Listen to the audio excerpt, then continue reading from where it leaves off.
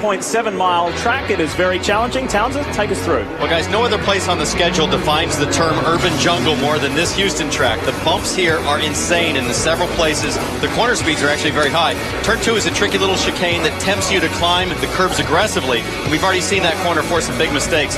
Turn 6 is a great passing area. It's wide enough for cars to fan out on the entry. And Turn 9 is critical because it leads onto the track's longest stretch. This place is carved from 100% steel and concrete, and it'll be very unforgiving for the drivers. To win today, you're going to be one tough warrior.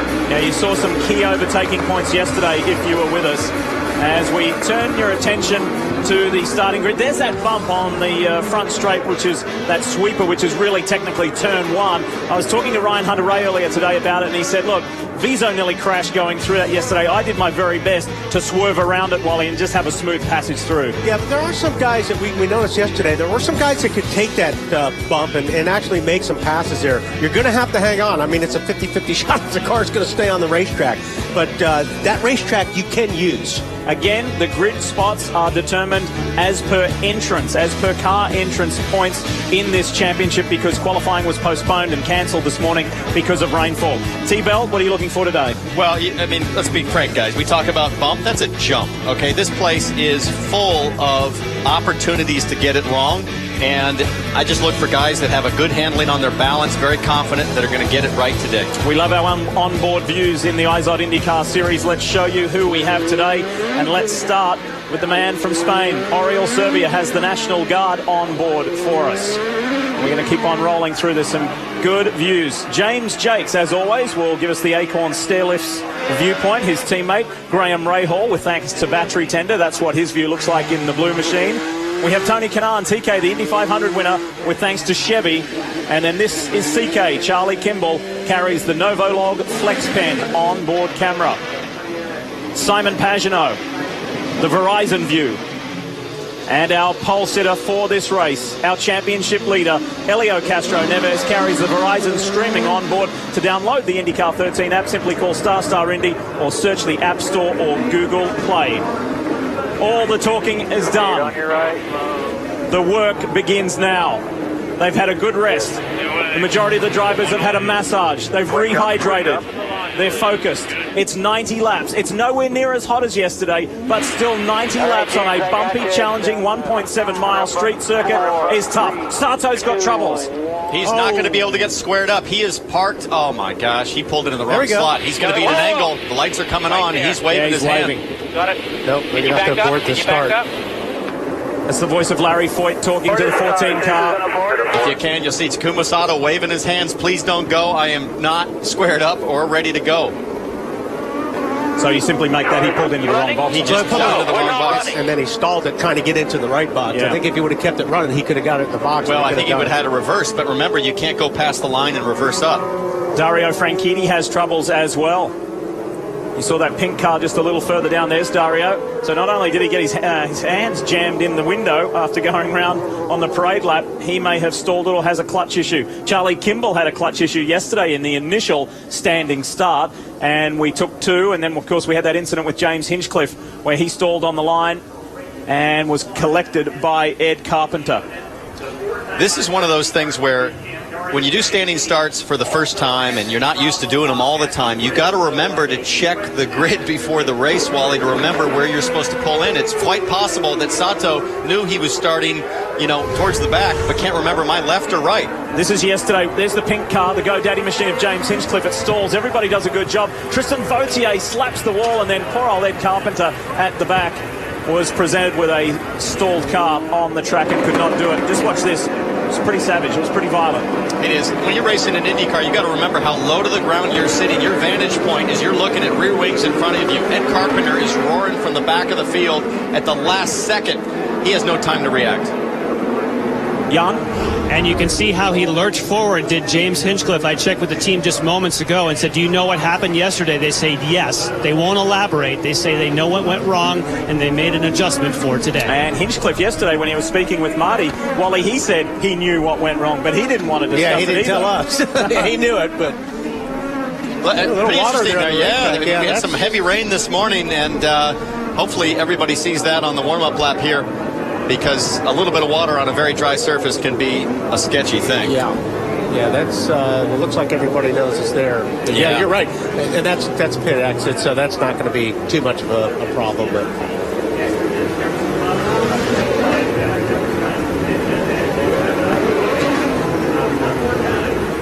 that looks to be a little bit more on the racing line, guys. That moisture. I keep talking about the comparison of yesterday to today.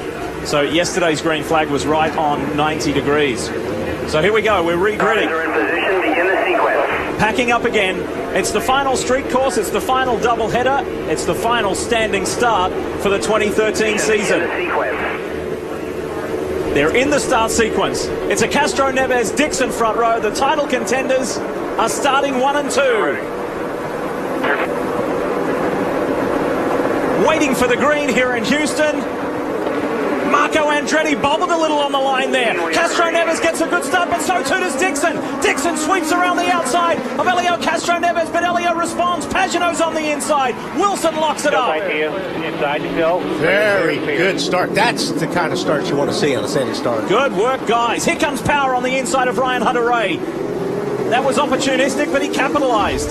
Good work in the Verizon Chevy. He's frustrated that he didn't win yesterday. Boy, that took up a lot of space there, didn't he? That most certainly will be under review. That was Ryan Hunter-Reay in the yellow car with Hinchcliffe in the pink GoDaddy car, and it sure looked like Hunter-Reay reacted to a hard-charging Hinchcliffe. You can see this is a great opportunity to try to make some hay right here. You see a lot of guys trying to set people up, make a pass. Sebastian Bourdais. Yep, on Viso. Mike Really in the close pack. racing. Contact there between Graham Rahal and the yellow and green car of Tristan Vautier. Simona Di Silvestro's buried in the pack. It's the championship leader leading the race. Dixon is second. Pagano, Wilson, Andretti, and Will Power. And we understand that the 25 of Marco Andretti in there, Rahal and Vautier, we saw them come together earlier, and now they come to a stop. You can see Graham Rahal was in a big hurry to get around Vautier. He knows he's got a good car. We'll have to look at the replay to see what happened here. That is the third incident that Vautier has been involved in this weekend. Vautier's going to get away with it. I think Graham Rahal may have hit it concrete pretty hard. Yeah, you look at the left front wheel there. And there's might have some damage. Not a lot of love between those guys anyway, Wally, with what went down in Baltimore. You remember that in qualifying? Well, I can't wait to see the replay because I'm sure it's going to tell the story. We had 7 full course cautions yesterday. We've got our first here today because of that. Yeah, look at the wing and. Yeah, it's like he missed the tires and made full impact on the left front there on the concrete wall. Let's show you what happened with Graham Rahal and there's somebody else involved. It's Simona. Simona goes on the inside and collects Graham, and Vautier was the innocent party there. It's almost like Graham was having a look on Vautier. Vautier was trying to leave him room, and Simona sort of by accident ended up 3 wide there. I don't think she was expecting Graham to be watch inside. Marco there. Just a little bit of a jump there. So Marco Andretti has been deemed to have jumped the start and will receive a penalty for that. You saw the blue and red RC Kohler car just edge forward, and then he caught it again, but it was too late. Race officials deeming that he's jumped the start. You know, guys, we talked about Elio Castro Neves' mindset, and Wally, I just think this is an enormous rebound of confidence. I know it's a subtle thing, one corner, but getting a jump on the start, not making a mistake, and leading into turn 1, I think fixes a lot of the issues. Well, not only that, but the way they started today was a big bump for Castro Neves because he didn't qualify well. Believe me, that was on his mind. They did not want to go through qualifying again. So Elio does one of these. Whew. I made the start and I'm away. You're watching NBC SN's coverage of IndyCar, brought to you by Pennzoil. At Pennzoil, we know it doesn't matter what you do in your car, it only matters what you put in it.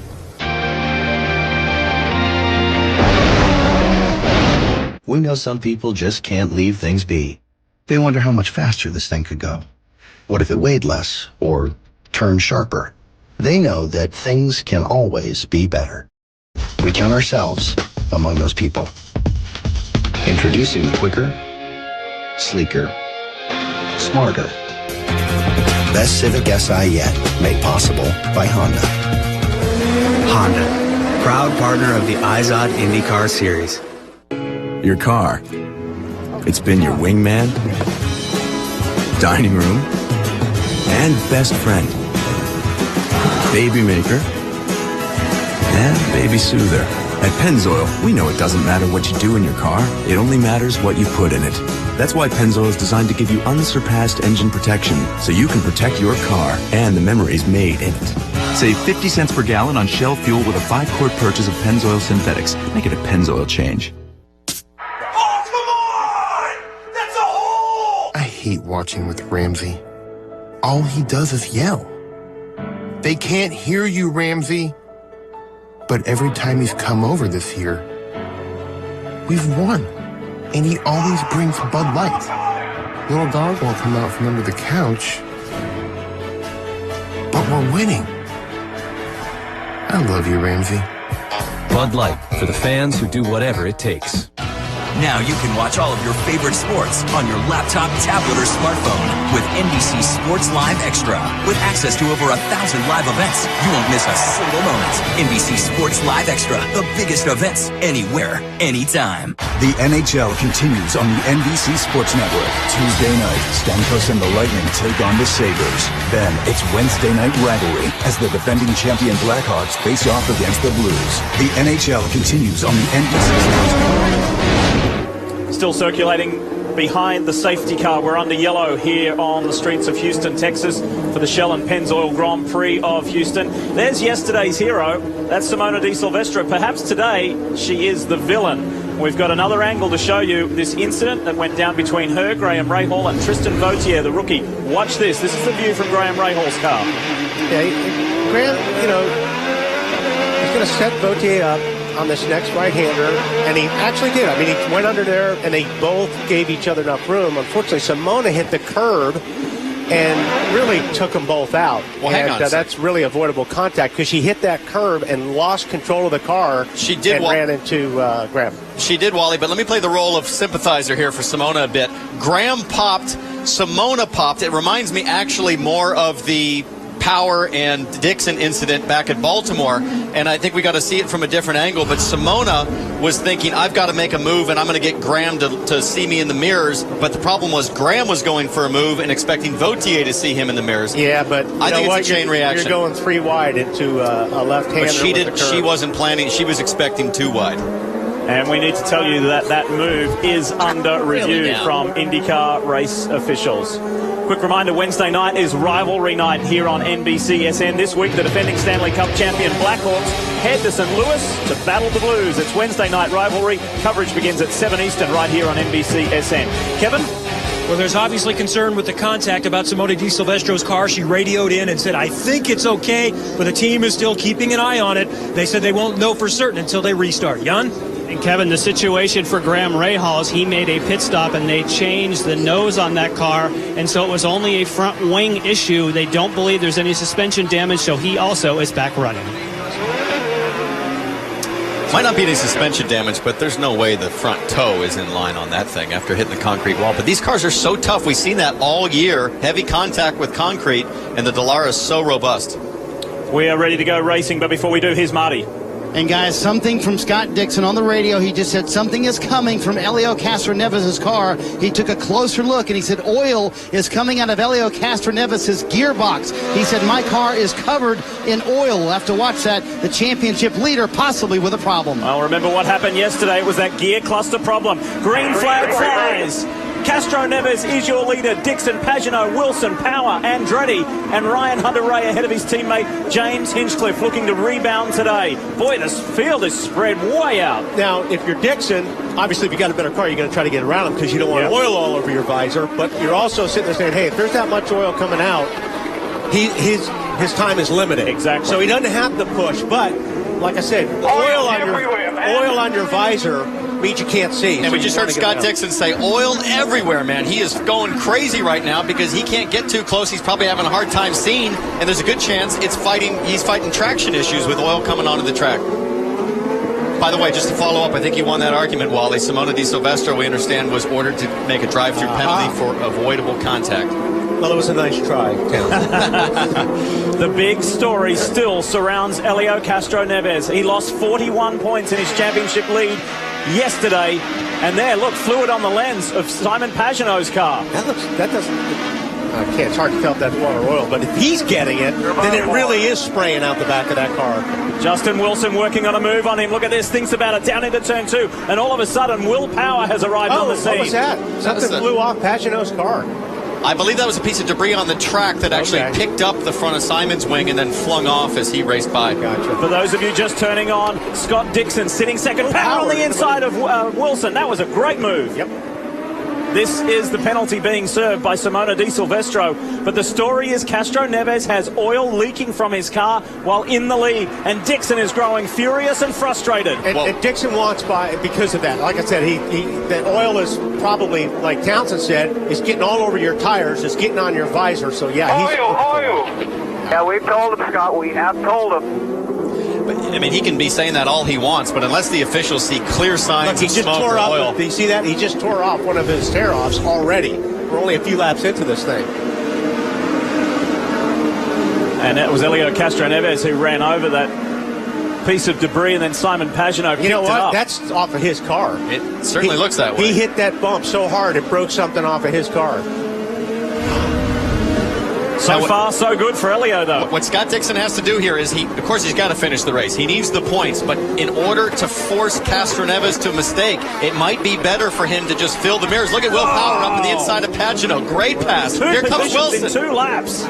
That was nice. Just going to say, Dixon is probably better to fill the mirrors of Castro Neves right now, trying to force a mistake and force Castro Neves further back in the field than just trying to gain one position. Check this out, Simon Pagenaud and Ryan Hunter-Reay on the inside of Wilson. Good heads-up driving from Justin Wilson. He saw RHR coming in the DHL Chevy and gave him some room. I've raced wheel-to-wheel with Justin Wilson. Nobody has better spatial awareness without being able to see the object in the mirror than Justin Wilson. That was a great job of leaving just enough room to avoid contact. Did you say spatial awareness? Yeah, in English, that's sort of a geometric kind of sense, and I'm going to talk myself into a corner now, so let's go back to the race. How about the man in 3rd place? Marty Power is looking good. Townsend, you're saying a bunch of words Wally has never heard before, so just give it a rest. But Will Power promised me before he got in the car, we had the best car in this race yesterday. He said we almost led the most laps, got caught out by a caution. I'm going to be aggressive. Look how quick he is, though. He started back in 8th today, already up in 3rd and challenging Dixon for 2nd. Well, he really feels he should have won yesterday's race. He got caught out on pit stop strategy and that yellow. He and Dixon were going at it at the front, and we've just had word from race control that they have said we now see oil coming from the 3. I thought I just saw some smoke come off the back of that. There's smoke coming from the 3, but there's smoke coming from the 12. It's coming out the ears of Will Power because he's flying, and don't forget the role that Will Power's played in this championship battle, both at Sonoma and at Baltimore, so this is going to be fascinating. It is Penske, Ganassi, Penske. 1, 2, 3. Pagenaud still runs 4th. Justin Wilson, Hunter-Reay. Hinchcliffe is in the mix. So too is Tony Kanaan after a frustrating day yesterday. Well, if there's oil coming out like Dixon says, he's not. Castro Neves is not long for this race. And I'm telling you, the thing is starting to smoke more and more. Oh, and look at the rear, the entire rear wing looks almost loose there, doesn't it? Yeah. Look at that. The whole back section. His whole diffuser looks like he's lost.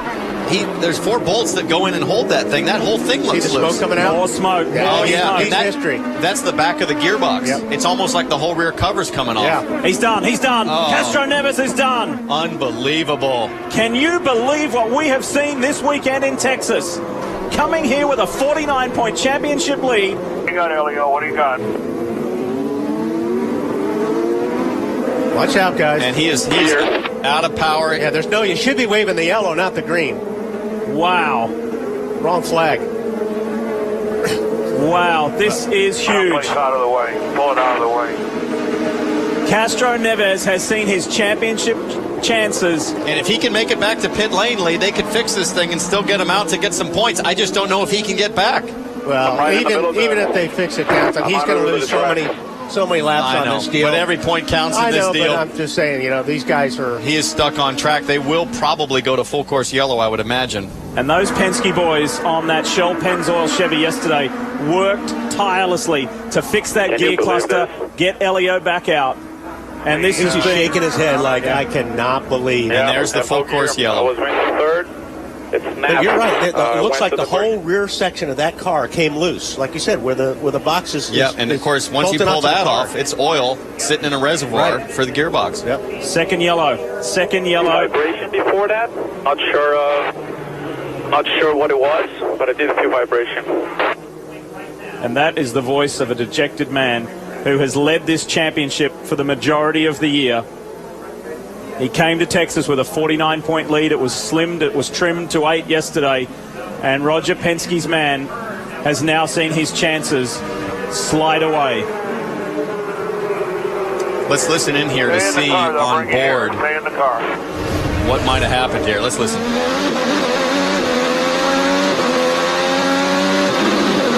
There we go. We need that vibration. That's it. And he's cycling the ignition switch. He's trying anything to get this thing to refire.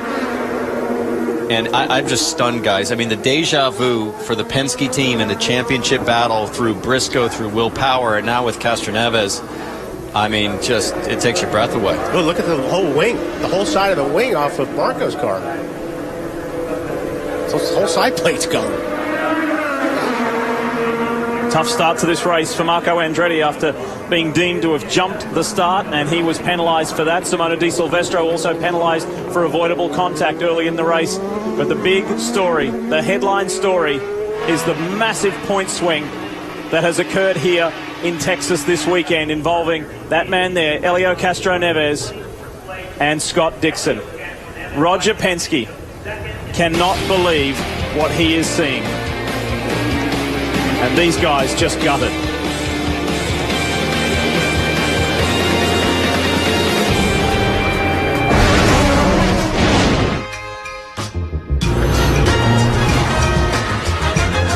Maybe you've already heard what they're saying about the Nissan Altima. And we have to admit that it's all true. But don't just take their word for it. Check it out for yourself. The award-winning Nissan Altima. Nissan. Innovation that excites. Now get a $179 per month lease on the 2013 Nissan Altima.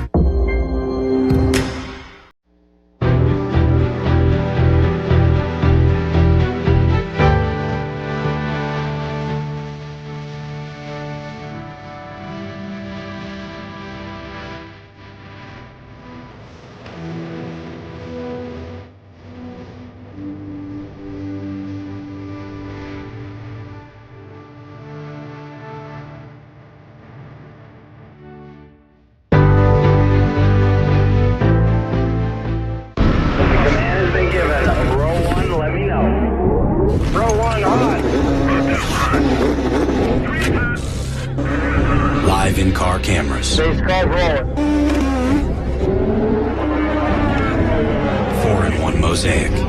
Having your heart race as fast as theirs. Hey, good for green. That's powerful. Download IndyCar 13 now, only from Verizon. Introducing a car company that's never made a single car. We took the power of a 9-year-old V8 and gave it the impressive handling of Firestone's Destination tire. Now, moms agree. Every milk run feels like a victory lap. So whatever you drive a Firestone. While we're in the break, Helio Castroneves was retrieved and returned to his pit box. The captain, Roger Penske, knows what success is all about in racing and in business. But this one, for as many years as he's been in the sport, is a tough one to swallow. Young? And I can tell you the crew just gave the international sign by the hand underneath the neck that this thing is terminal. They said, it looks to me like this is not going to be a gear cluster. This is something... Listening on the radio. But whatever they saw was broken. It is over for Castroneves for the moment. The three-time Indy 500 champ has never won an IndyCar Series title. He was so close, and he wanted to do it so desperately. And it's just received a massive dent this weekend. Qualified 21st yesterday, tried to fight his way through the field, was caught up in a couple of incidents, had that gearbox issue, ended up finishing 18th. Today, he got a little get-out-of-jail-free card by qualifying being cancelled, and he was put on pole position as per entrance points. That was his shot in the arm. He made a good, clean start and led the race. It was the first time he'd led laps since Toronto, since the last doubleheader in the second race there. It was all going to plan for Elio to rebound and defend that 8-point lead.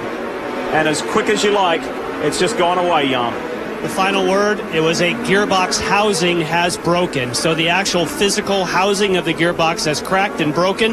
No way you can fix that on pit road. On a weekend where the title sponsor for this event, Shell and Pennzoil, had their man, had their car, wanted him to be the hero, it's all gone away. We're back to racing. Dixon, Power, Pagenaud, Wilson and Hunter Ray. Hunter Ray determined to erase the bad memories of yesterday when he had just a bizarre issue happen with his fuel flap staying open, spreading gas all over the car, over the back of the car. It ignited and it just burned all the wiring out, and then the fire went out all by itself, but it terminated his race. He wants to show how strong he was driving yesterday. No question. You know, that's one of those things. We've had a long break since the last IndyCar race. It can be something as simple as the fuel bucket that, you know, gets a little moisture, maybe a little oxidation gets held up in there. But everybody is on the charge right now on this restart. Keep an eye out for that chrome and red car from Dragon Racing. There it is, this Sebastian Bourdais. We saw how strong he was yesterday. Had a good top 10 result. Could have been even better than the 8th that he finished with. Two Andretti Autosport cars there to watch, the yellow and the pink. Ryan Hunter-Ray, the defending series champion, and James Hinchcliffe in the GoDaddy machine. Yeah, we never got a chance to see how good Hinchcliffe was yesterday because he didn't go very far. But right now, he's sitting in 6th spot right there. We talk about the championship battle. Let's not forget about Simon Pagenaud. Comes into this weekend 3rd in points. Now closing a huge gap on Castroneves with every lap he runs. He is a serious title contender. And as we mentioned yesterday, here's Hinchcliffe on his teammate. RHR made life difficult for the Canadian earlier in this race at that very corner, and Hinchcliffe trying his luck that time to no avail. Kevin?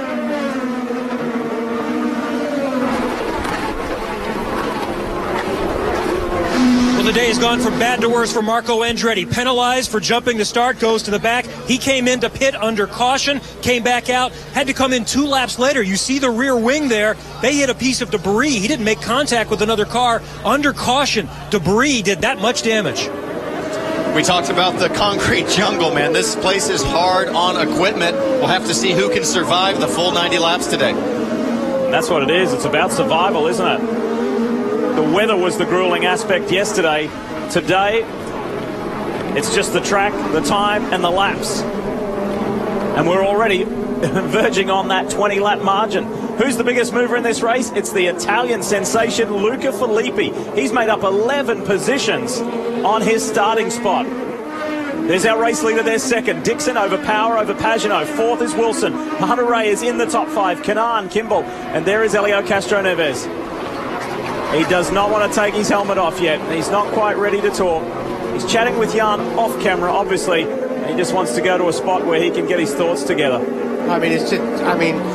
It's devastating. I mean, you've been in command of this championship for most of the year, and you come into one weekend and you lose everything that you worked for all year, and you have 2 races left, this today and one more at this one at Montana. And don't forget that, you know, what's remarkable about Castroneves this season is his worst finish has been 13th all year. He's run every lap up until this weekend. Statistically, you'd look at it and say, no way could this guy have a double disaster. You know, just based on statistics, he's done nothing wrong. Hey, Jan, what did Castroneves have to say to you? Well, what he asked is he asked if he could have a few minutes, and he said it very emotionally. He knew that we wanted to talk to him. We wanted to get a reaction. He said, Jan, I just need about 5 minutes, and I want to get back to the garage to check on the car. Obviously, he's dealing with big emotions at the moment. Everything was going to plan for the likable Brazilian. Before yesterday, as Townsend mentioned, he'd completed 100% of the laps, but it's all gone away. This man is the star of the show. He could have been on the podium yesterday. This is Italian Luca Filippi driving Brian Herder's team, the Barracuda racing car. He was following the same strategy as Will Power. They both got hoodwinked by the yellow, and it put them back. Power beat him out of pit lane, and then Filippi beat Power on track to get a top 10 result. Yeah, I think they regret following that strategy because they were trying to steal points away from Dixon. There we see. And I don't think they realized that. We see Newgarden going around Bourdais for position. It took Luca Filippi all of one test session in Mid-Ohio to impress Brian Herta. They absolutely love this guy. He is really impressive. Think about the biggest story involving Luca Filippi. The leaders circle in IndyCar racing. The top 22 get $1 million+ for the following season. That is a big portion of a lot of these teams' annual budgets. Guess where Brian Herta Autosport is with the 98? They're 23rd. And they're chasing Tristan Vautier. Vautier is not having a terrific day at the moment, and Filippi is the man on the move. That could be the difference between Brian Herta Autosport maybe being here or not being here next year. Oh, look at Hinch going up the inside of Wilson. And don't forget, for Brian Herta Autosport, they've got J.R. Hildebrand coming back to Fontana, where he had an incredible run going last year. So they're putting everything on the table to secure that coveted leader circle spot. Tony Kanaan having an encouraging run today in the Hydroxy Cup machine after frustrating yesterday. TK ended up finishing way down the order in 21st after not being able to finish the race. Hinchcliffe's enjoying some time on the city streets of Houston because he didn't get anywhere yesterday after that malfunction on the line when he got clouded by Ed Carpenter. We are racing lap 21 of this 90-lap race. It's a doubleheader weekend, the Shell and Pennzoil Grand Prix of Houston. And for those of you turning on to our live coverage here on NBCSN, the big story is Dixon's leading while his title rival, Helio Castro-Neves, is out.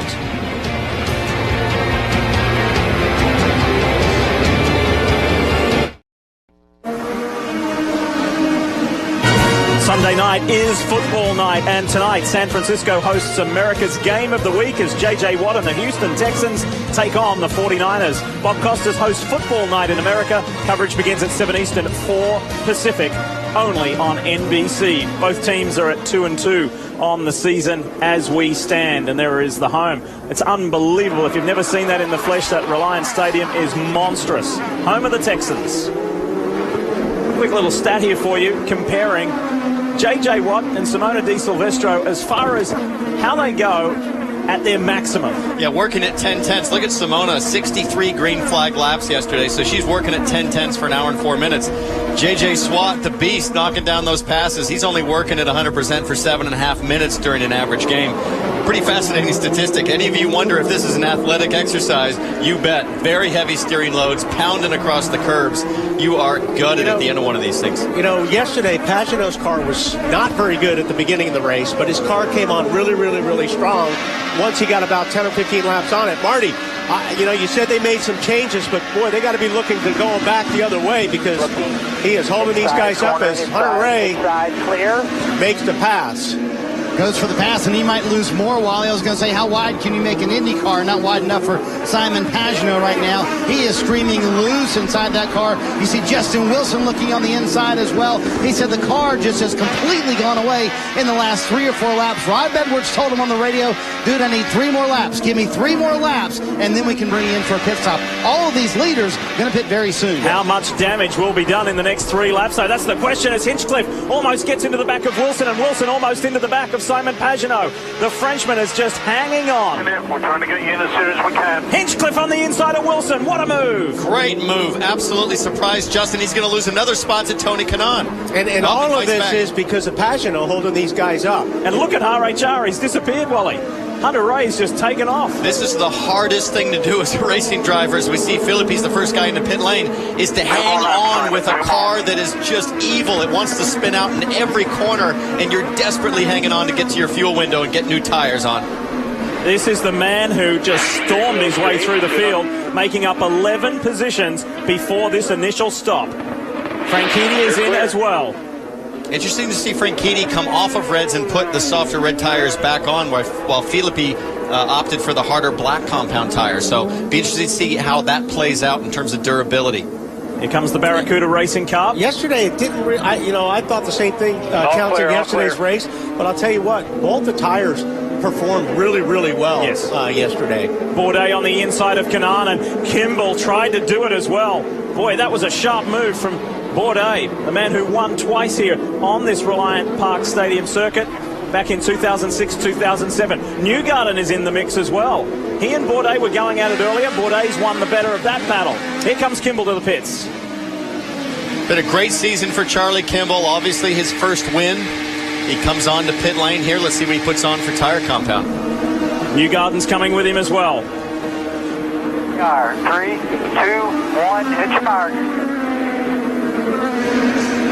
And Joseph had made a nice move into the top 10, Lee, and their car pretty good. He said, I don't want any changes with it. They reminded him if you're going to change the primary tires, adjust the brake tires. Charlie Kimball leaving pit road. Joseph Newgarden stalls it a little bit, leaving pit road under green flag stops. Meanwhile, the blue car on the right-hand side is just still hanging on, only just. It's Simon Pagenaud in the HP entry. He's got his hands full. The car handling has gone away from him. He's been swamped by his competitors, and they've just driven away. That's Rob Edwards saying pit, and he's saying thank you. I've been waiting to hear those words. He'll go to the left-hand side of the track coming up.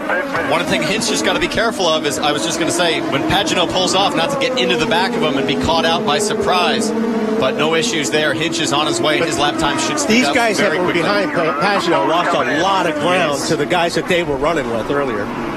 5, 4, 3, 2. And you guys said it right. You heard Rob Edwards count him into the pit stall. Just a handful at the end of that run for Simon Pagenaud. He almost said about time when they decided to pit. You saw the wing change, also air pressure changes, and primary sticker tires going on for Simon Pagenaud, who's happy to have 4 new tires. You're not missing anything up front. It is still Scott Dixon leading Penske's willpower by 1.3 seconds. And then there is a massive margin back to Hunter Ray, who's in third. He's some 10 seconds in arrears. The big story today is the championship, or his hopes, are dwindling away. That is Elio Castro Neves. He's with Jan. It is. He's back in the garage here. You may be able to see behind Elio. The whole team is working frantically to change that gearbox casing. Elio, what was the first time you knew something was wrong? That was probably a third or fourth lap. I felt a little vibration on behind every time I was shifting gears, and my mind was just trying to stay away and like not thinking on the bad thing. Trying to just stay smooth as possible, especially with the Scott behind. I just like, okay, you know what? There's not a point to trying to go aggressive with the equipment. It's still a long race to go, and all of a sudden I went to third gear in the back straight, and it just went absolutely nothing. So very disappointed for the Shell-Pennzoil boys. They did a hell of a job, especially for the event as well. I mean, I'm very upset, but gotta just thinking about Fontana now. And you may see on the other side of the screen, Luca Filippi has gone into the tires. There's a full course caution. And I'll ask you before we let you go, you wanted time to collect your emotions. You know now what's happened this weekend with the point swing. How do you move forward? The good news is we had a test at the AAA circuit, and it was extremely good. So the only thing I can tell you guys, it's going to be a heck of a race. Thank you, Elio. Marty? Pit stops happening for the leaders. You see Scott Dixon in the very first pit stall. They're going to put on primary tires. Will Power right behind him. A race off pit road to see who will be the lead. It will be Scott Dixon that holds the lead. Very tight off pit road, but Dixon does hold serve. I was looking at that patch of water that Dixon had to drive through. But he just gets back out. Have we seen Dixon and Power race off pit road before this year? Seems vaguely familiar, doesn't it? Good work from both the Ganassi and Penske teams. Kev? Simone Di Silvestro had some early difficulties, but she is trying to fight back through after she served a drive-through penalty. She comes in 16th, back out cleanly. Copy, struggle to get into neutral. That was the voice from Gerald Tyler, her race engineer, and she had some kind of issue finding neutral coming into the pit box. Look at the marbles building up already. I don't know if you can see off in the view there, but the spent rubber coming off these tires is building up very, very quickly.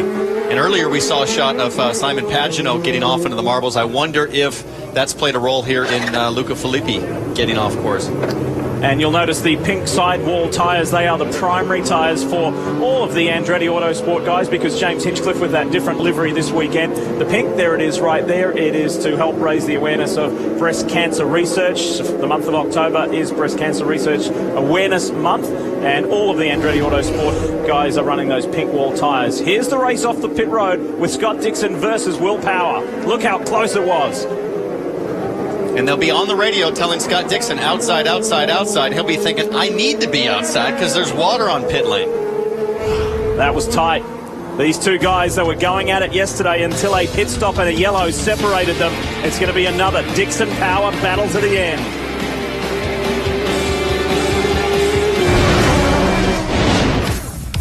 The drivers of Quicken Loans. Elio Castroneves, Ryan Newman, Will Power, and Tony Stewart. They are engineered to accelerate, engineered to dominate, engineered with muscle and brains, engineered for victory lane. For a home loan experience that's just as amazing as our drivers, call Quicken Loans, engineered to amaze. He ignored the naysayers and never compromised. When Thomas Edison threw the switch, it changed everything. Engineering without compromise. This is the Mazda way. And this is the Mazda CX-5. Skyactiv technology makes it lighter yet stronger, earning a top safety pick. And more fuel efficient than any hybrid SUV. This is the uncompromised Mazda CX-5. What do you drive?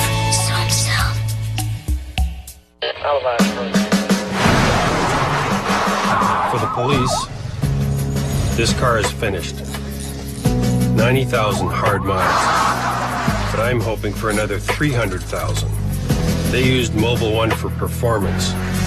I use it to keep my cars running like new. I run Mobile One in my own car. Guess what I drive? Keep your engine running like new. Mobile One. Give me your street circuits, your ovals. Give me your road courses and your cathedrals of speed. Give me drivers who live to put it all on the line and cars unlike any other. Because this is America, and here we race IndyCar. In 2 weeks on the NBC Sports Network. As we welcome you back to the streets of Houston for the Shell and Pennzoil Grand Prix of Houston. Quick reminder that you can be a part of Honda's fastest seat in sports sweepstakes by simply going to shophonda.com and signing up. Enter now to win a chance to lead the start of one of these fabulous races in the IZOD 2-seater driven by either Indy 500 stars Mario Andretti or Ari Luyendyk. If you've just joined us, the big story centers around Elio Castroneves, the man who has led this championship for the majority of the season. Yesterday, he finished 18th. Today, he suffered gearbox issue. The team are working. They're not giving up, and they're going to try and get Elio back out on track. He is 24th and last at the moment and has lost a massive amount of points to the man leading this race. He's 38 points now behind Scott Dixon, as they are. Can you believe what we have seen here in Texas? Quite extraordinary. And not a small job, Wally, to replace. I mean, they got to pull the whole gearbox casing off. All the suspension hooks up to the gearbox casing, half shafts, everything. That's a big job. Yeah. And speaking of gearbox, Ryan Hunter-Reay has radioed in that he also has a gearbox-related issue. In fact, they brought out a gear cluster just in case. So maybe 2 days in a row shifting issues for Ryan Hunter-Reay also. Two super fast guys at the front. Oh, and Hunter-Reay pulled out a line there. He let his teammate go by, and Justin Wilson as well. He's in trouble. Yeah, Hunter-Reay is in trouble for the second day in a row. And it's not a stretch on a racetrack like this, Townsend. The first bumpy as this place is, it's a killer on gearboxes and drivetrain. And, you know, we saw a lot of that yesterday. If it's breaking steel and aluminum, you can imagine how the drivers feel. Wally, do you center that on the big bump on the main straight? Is that the one that you target? I think that's the biggest one, for certainly, but this track has got a lot of bumps everywhere. I mean, if you look at these cars, it's speed everywhere. Carpenter spins around. You know, you're shifting, you're downshifting, you're doing all of this stuff on the bumps, and it's really hard on equipment. I love all the detailed track information when we know full well you were staring at three cheerleaders. I'm going off of what I'm seeing from here, not when I was taking the lap. Marty? And guys, that bumping is playing a bigger factor today, it appears. And a big wreck for TK, Lee. Whoa, 2 DNFs in a row. On the weekend where it was confirmed that he's off to become a Chip Ganassi team driver next year, he has had a tough one in Texas. Yeah, I'm all right. He tells the team that he's okay. I think this is similar to Vautier's, where if you get in the marbles on these corners just a little bit, it just sucks you right into the wall. And if you look back further in the distance, you can see there is a ton of buildup on the outside of that fast corner. And, we're just guessing at this point, but that could have very well played a factor. Let's show you what happened to Tony Kanaan, this year's Indy 500 winner. In the KV Racing Technologies Hydroxy Cup machine, this is what happened to TK. Okay, so he's following Pagenaud here. Going through a fast left. It's exactly what happened. So he got right up under the back of Pagenaud. He lost the front downforce on the wing, got slightly offline, hit the marbles, and game over. There's Jimmy Vasser, a man who's won here on the streets of Houston before. That's the co-owner of Tony Kanaan's team. And let's talk more about this man, Ryan Hunter-Reay. Jan, we have seen this DHL Chevy on pit road during the race far too many times this season. We have, and yesterday, believe it or not, what happened was there was a fire after a fuel stop that burnt the wiring to the shifting. Now they think it's a broken fourth gear. The only way to fix a broken fourth gear is to replace that gear cluster like we saw yesterday. Happened to Castroneves. He'll be here a while. Ryan told me this morning, I'm not sure how much more of this I can take.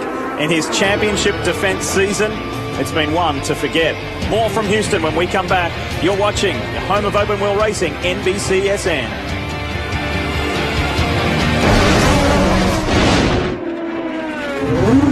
Inside yours. Keep pushing here, bud. I'll start 4, spotter. Turn 4's clear. Streaming 4-in-1 mosaic. Inside. Don't push the fast left. Be smart here. Live pit crew chatter. Riding shotgun from green flag to checkered. That's powerful. Download IndyCar 13 now, only from Verizon. Your car. It's been your wingman, dining room, and best friend. Baby maker, and baby soother. At Pennzoil, we know it doesn't matter what you do in your car, it only matters what you put in it. That's why Pennzoil is designed to give you unsurpassed engine protection, so you can protect your car and the memories made in it. Save 50 cents per gallon on Shell fuel with a 5-quart purchase of Pennzoil Synthetics. Make it a Pennzoil change. When it comes to doing what you love, more is better. That's why we designed the all-new Nissan Versa Note, with more technology to get you into and out of tight spots, and more space so that you always have your favorite stuff. And just for good measure, an incredibly efficient 40 mpg highway, so that when you're doing more, you're spending less. The all-new Nissan Versa Note, your door to more. Now get a $139 per month lease on the 2014 Nissan Versa Note.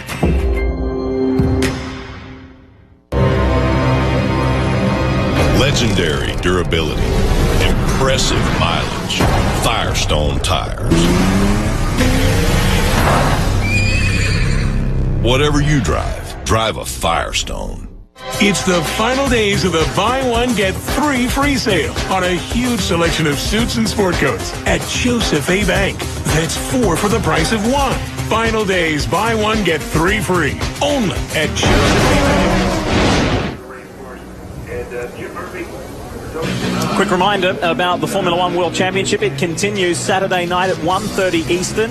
And that is the Japanese Formula One Grand Prix. And a reminder about Circuit of the Americas, our very own US Formula One Grand Prix here in Texas. That is Austin, Texas. If you didn't go, if you weren't one of the 118,000 on race day last year, I couldn't encourage you enough. It is an awesome venue and a great race. You know, I had a chance to race there just a couple weeks ago in the ALMS. It's a fantastic circuit.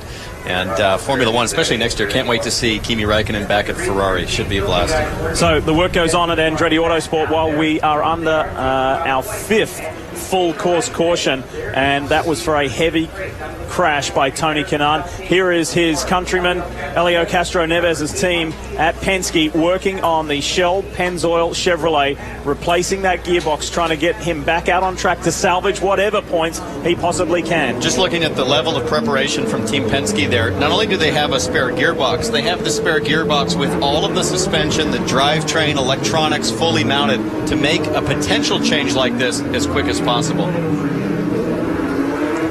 Unfortunately, the 90-lap race, when you lose 30 laps doing it, I know. You get it back out there, but it's not much to salvage. And here we see the sweepers. Unfortunately, Tony Kanaan the guinea pig for demonstrating race control where the limit is in terms of marvels on the track.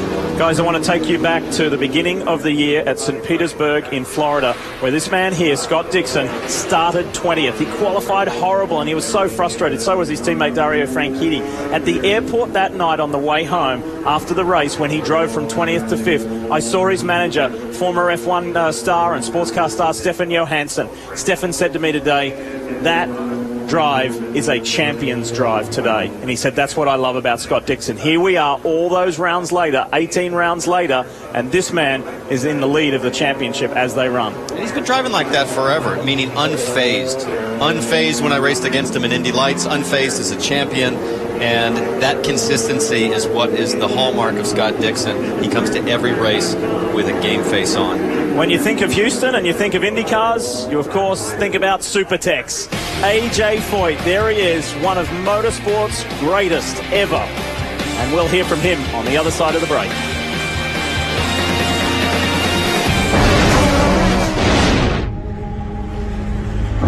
Lessons. Every racetrack is full of them. Each turn a pop quiz. High or low. Give or go. Today's lesson is the edge. And at 200 miles per hour. Class begins. I don't drive a race car every day, but when I do, it has to be ready. At the race shop or at home, that means Deltran Battery Tender. Deltran battery tenders don't just charge batteries, they automatically switch to a smart maintenance mode that keeps your battery at its peak charge. With protection from overcharging and easy to understand LED indicators, Deltran battery tenders maintain my most valuable equipment. If you can't start it, you can't drive it.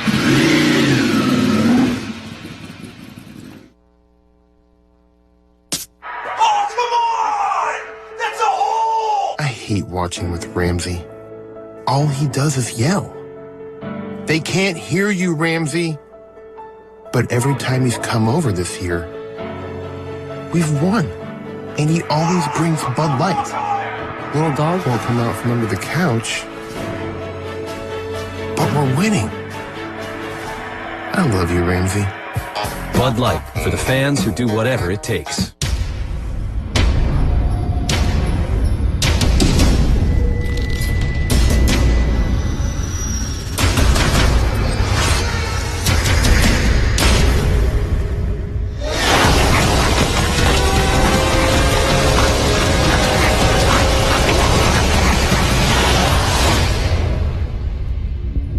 Wednesday night rivalry, Blackhawks, Blues, Wednesday at 7 Eastern on the NBC Sports Network. Back to Houston, NBCSN's live coverage continues of the Shell and Pennzoil Grand Prix of Houston. Lee Diffie, Townsend Bell, Wally Dallenbach, Jan Beekes, Marty Snyder and Kevin Lee. There is Larry Foyt and AJ watching on. Their man Takuma Sato put it on pole for yesterday's first race. And unfortunately, he had a crash yesterday, slightly injured, re-injured his wrist, but he is healthy enough to compete in here. And at the moment, Takuma in the ABC supply car runs 11th at the moment. We want to make a special mention for AJ Foyt too, because he farewelled a dear, dear friend recently. George Bignotti, legendary mechanic, passed away at the age of 97. He and AJ were together for 5 seasons. They won 27 races, including 2 500s and 4 national titles. But 1964 was the special year for AJ and George. They won 10 of the 13 races together, and it's a record almost 50 years later that has not been broken. A 77% winning streak. So AJ farewells his dear friend.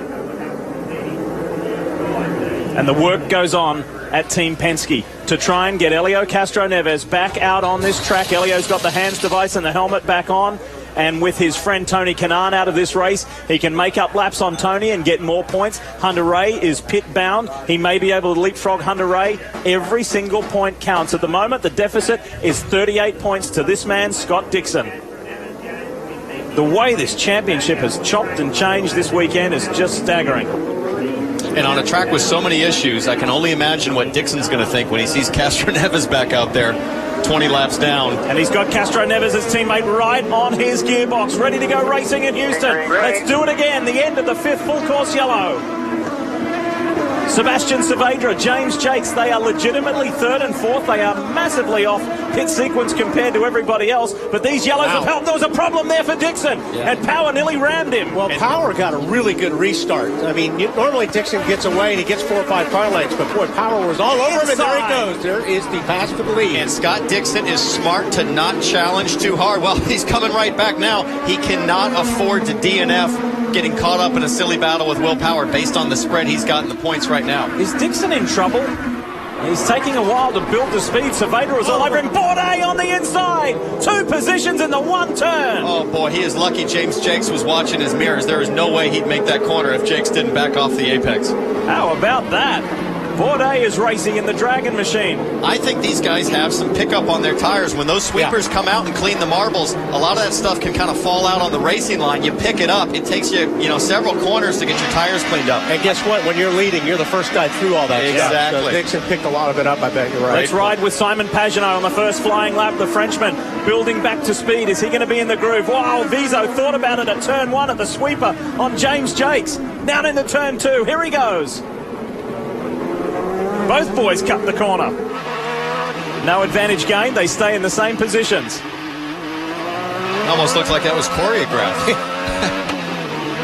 I'm going to show you a replay of a pretty spectacular move. Check this out. Watch the chrome and red car to the right of your screen. And he just dives in on Wilson, but he realizes, whoa, I'm way too hot. Luckily, Jakes leaves room. New race leader is Will Power in the Verizon Team Penske Chevrolet versus the Honda-powered Target Chip Ganassi racing machine. That's been a news point as Hinchcliffe lights it up, trying to get around and put pressure on Saavedra. While the racing and the action goes on, let's hear from TK, Tony Kanaan, out of the race. Tony, on track, it's just been an awful weekend. What put you out of this one? It was my mistake, this one. I ran into the marbles there in turn 7 and I couldn't control the car, but we're still having the brake issues that we had yesterday. Not as bad as it was, but Brembo needs to do something about it. It's just not safe. Every time I tried to push it, my pedal was going long, so I was actually backing down a little bit, but what took me out of the race today was not the brakes. I mean, they were bad, but I made a mistake and I feel bad for the hydroxy cut guys. It's we can't manage to finish a race, so we'll move on to Fontana and we go for the big money there. All right, thank you. We'll see you in a couple of weeks. That's right. He has a bonus available coming up at Fontana for winning 2 of the 3 Triple Crown races. Marty? Kevin, the battle for the lead still going between Scott Dixon and Will Power as we watch Sebastian Saavedra and these guys battle it out. Here's the battle for the lead, and it was not marbles on Scott Dixon's tires. It was Will Power hitting him twice on the restart. Dixon said he hit me twice right when we started. That's what caused him to lose the lead. And he is playing the perfect team game right now for his teammate Helio Castroneves. Power has just stolen a heap of points away from Dixon, but this race far from over. Kevin? Well, communication issues have worked into the favor of Sebastian Saavedra. They wanted him to pit at that last yellow with everyone else, but he's been having radio problems all weekend. He did not hear them, but with the extra yellows, they're back on basically the same sequence of everyone else, just needing one more stop. So Saavedra might get a good result out of this today. And he needs that too for his team, for Dragon Racing as well. Dixon is now all over Will Power. These two, this battle got taken away from us yesterday. Just the way that the yellows fell in regards to the pit stop. It was a massive win for Dixon, and for Power, he was bounced out of the top 10. It was a tough one to swallow when he knew he had the pace to do exactly what he's doing right now. No question. We talked at the beginning of the race about Dixon's confidence in the setup that the Ganassi team has developed specifically for these street circuits. I'm seeing a guy right here in Scott Dixon that looks incredibly confident in his package, in his car, his setup, and the way he's driving it suggests he's the man to beat today. Much better day for James Hinchcliffe in the GoDaddy machine, running 4th at the moment, Jan.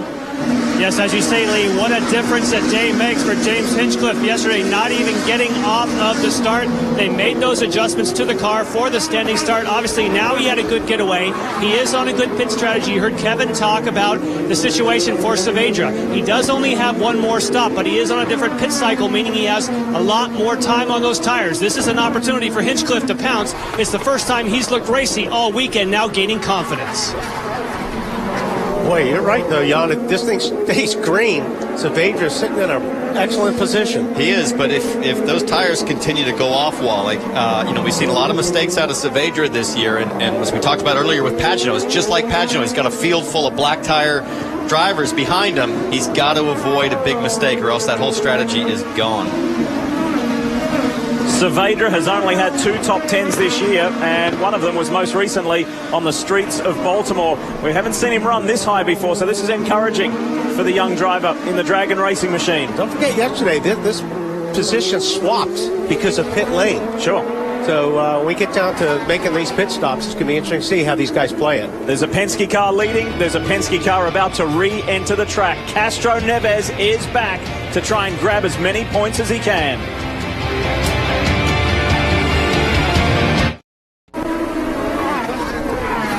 Welcome back to part 2 of the Houston Grand Prix as we see Scott Dixon and Will Power battling it out. We'll take you Shell and Pennzoil through the field. Will is up front in familiar position. We've seen him leading midway through a race several times this year. He told me that's not been the problem. We've had the speed. We haven't executed at the end of races.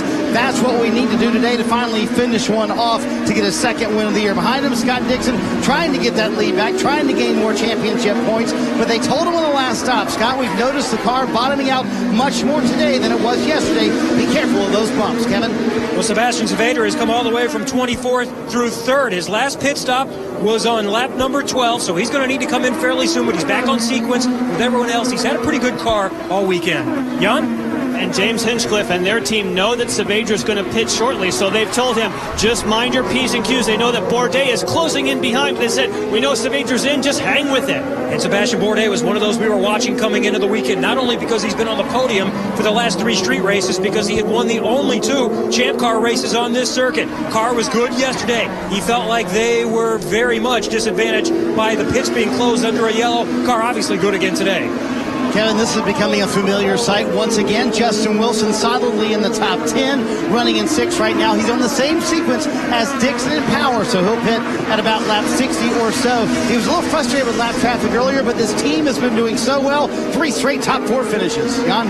And for James Jakes, he is on a very similar strategy to Sebastian Saavedra. So he only has 1 more stop for fuel, but he has the same situation, a lot more laps on the tires. He's trying to get everything he can, but shortly he'll be on pit road. EJ Viso was strong yesterday, but still dealt with braking issues. Ran as high as 4th, top 8 most of the day before finishing 9th. Good car again today for Viso with an opportunity for maybe a top 5, Marty. Well, Kevin, the 3rd player in our championship game is Sebastian Bourdais back there in the 9th. I'm sorry, Simon Pagenaud back there in the 9th position. The car lost so much track position in that first run, they haven't been able to catch up any bit. So they're back in 9th, struggling to get back up through the field. Although the car much better, Jan. And of course, Takuma Sato had to go to the back of the field after he had trouble on the initial start. You'll see James Jakes peel into pit road. I can tell you for Sato, the reason on that start, he did not find the right pit box as you guys surmised. James Jakes in the Acorn Stairlifts car coming in. He and Saavedra on the same strategy. Yeah, now this is going to be... Lee, this will be about 40 laps to go. I'm not sure they could make that 40 laps without some yellow, so they might need some help here to make it to the end. Well, if yesterday was any indication, we may have another couple of yellows still to come. 5 for 14 laps is what we've had at the moment. So Saavedra, Jakes finally get that pit stop done. Back at the front, Power, Dixon, Penske, Ganassi. And this is so important that Will Power is ahead of Scott Dixon. Remember we told you that Helio Castro Neves, because of that gearbox issue, dropped to be 38 points behind. When Power made the move, that took another 10 points away from Scott Dixon. The margin's now down to 28. So with Castro Neves heading to Fontana, that is not as bad as what it sounds. If there's one thing I'm going to remember about the 2013 season, it's been the ability for the Ganassi team to match what used to be dominant walk-away performances from Will Power on street circuits. We're looking at a situation now. Dixon is matching him corner for corner, brake zone for brake zone, and it's really going to come down to the last few laps, I think, today.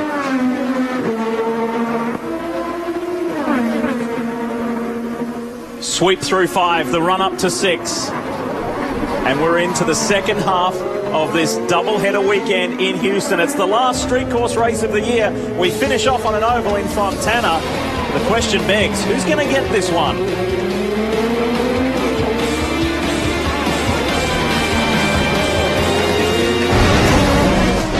Command has been given. Row 1, let me know. Row 1 on.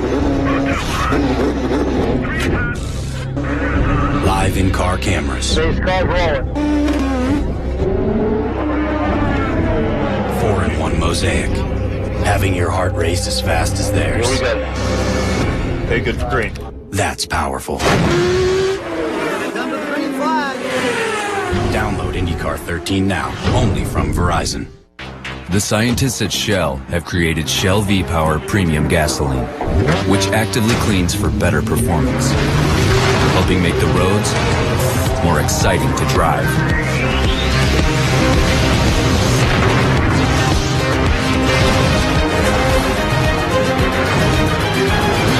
Choose Shell V-Power Premium Gasoline, performance that excites. Shell is a proud sponsor of the Shell and Pennzoil Grand Prix of Houston. Legendary durability, impressive mileage, Firestone tires.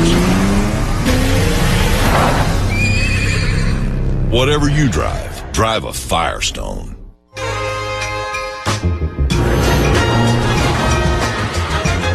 Maybe you've already heard what they're saying about the Nissan Altima. And we have to admit that it's all true. But don't just take their word for it. Check it out for yourself. The award-winning Nissan Altima. Nissan, innovation that excites. Now get a $179 per month lease on the 2013 Nissan Altima. It's the final days of the buy one, get 3 free sale on a huge selection of suits and sport coats at Joseph A. Bank. That's 4 for the price of 1. Final days, buy one, get 3 free. Only at Joseph A. Bank.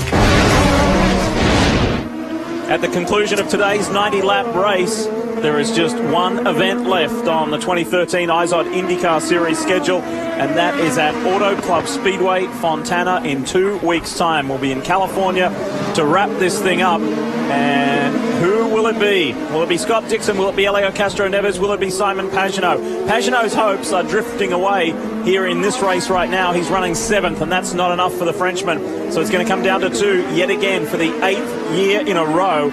The title will be decided on the final day of competition in the year. There's Simon right there in the HP entry for Schmidt Hamilton Motorsports. Pagenaud just doesn't look like he's getting the drive off the corners. The car looks like he's getting in really well as far as on the braking.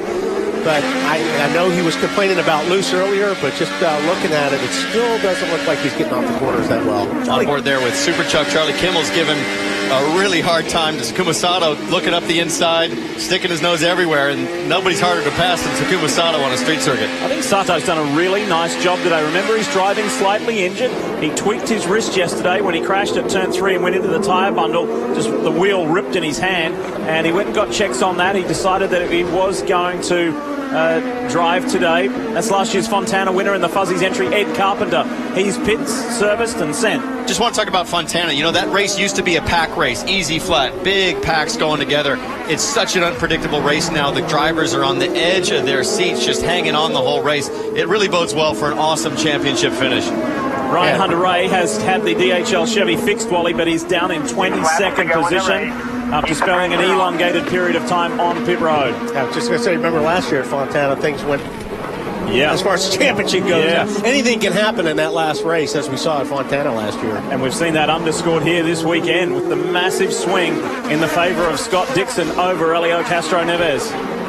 It's still 1 second separating the top 2 drivers in this field. Power over Dixon. Hinchcliffe is 3rd, Wilson 4th, Bourdais 5th, Vizo is 6th, Pagenaud 7th, Sato, Kimball and Conway in the top 10. Then we pick up Serbia, Newgarden. Dario Franchitti has had a very quiet weekend in that Ganassi machine. Simona Di Silvestro, yesterday's podium place getter, back in 14th place. And then Marco Andretti right here on screen. Vautier is the next one behind him in the order in 16th. And then Saavedra and Jakes, after they pitted recently, they're down in 18th and 19th with 35 to go in Houston.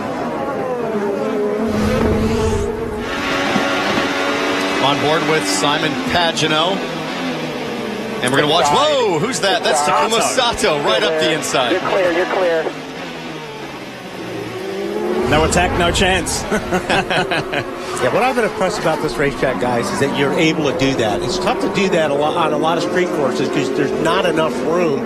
The track is not wide enough, and we've seen some great side-by-side action. Guys poking their noses in and still making it through the corner, even though there's been a little bit of contact. This has been one of the most gut-wrenching race weekends for Helio Castroneves in his illustrious career. Let's show you what has happened to the Brazilian. We go back to yesterday. Listen. And that's when he communicated to the team, I can't shift, no shift. I'm stuck in third. They had to go to the back of the car. They had to replace a gear cluster. They got him back out, and he got an 18th place finish. He hits the big bump at turn 1 there. You saw the smoke fly, parts of the car. There was oil coming out of the back of that Shell Pennzoil machine, and he was forced to come to a halt and got towed back in. The Penske boys did an amazing job to replace the entire gearbox, and Helio's face pretty much says it all. He loses the lead of the championship for the first time in 10 races. And now he's back out there just lapping and trying to make up. If he can get past Tony Kanaan, who has completed some 14 laps more than he has, he'll pick up another point. If his teammate Will Power can stay ahead of Scott Dixon, that helps him in his championship chase as they round up Luca Filippi. And Luca Filippi trying to break deep enough to keep his lap time maintained, but he's 2 laps down at this point. Does a smart thing to stay out of the way of both Power and Dixon charging through. And to ask you, Wally, what did you make about the Filippi incident earlier? He just kind of outbraked himself and softly nudged it into the tyre barrier? Yeah, I mean, it's unfortunate because, like you were saying, they were trying to get that 22nd spot, and that may make all the difference right now for those guys next year. Joseph Newgarden has made his way up to 13th lead. The car's pretty good, and this is what we saw a lot of teams do yesterday. You see the front wing change for him. They hit it early in their window, trying to get a clean racetrack. That's the theory now. Hit early, see if we can get some clean racetrack and make up some track position. The youngster from Nashville, Tennessee is in a real sweet spot at the moment. He finished on the podium, a career high in Baltimore, and then yesterday a really gutsy drive to work his way into the top 5. He was impressive yesterday. 32 to go in Houston. Power, Dixon. Who do you like?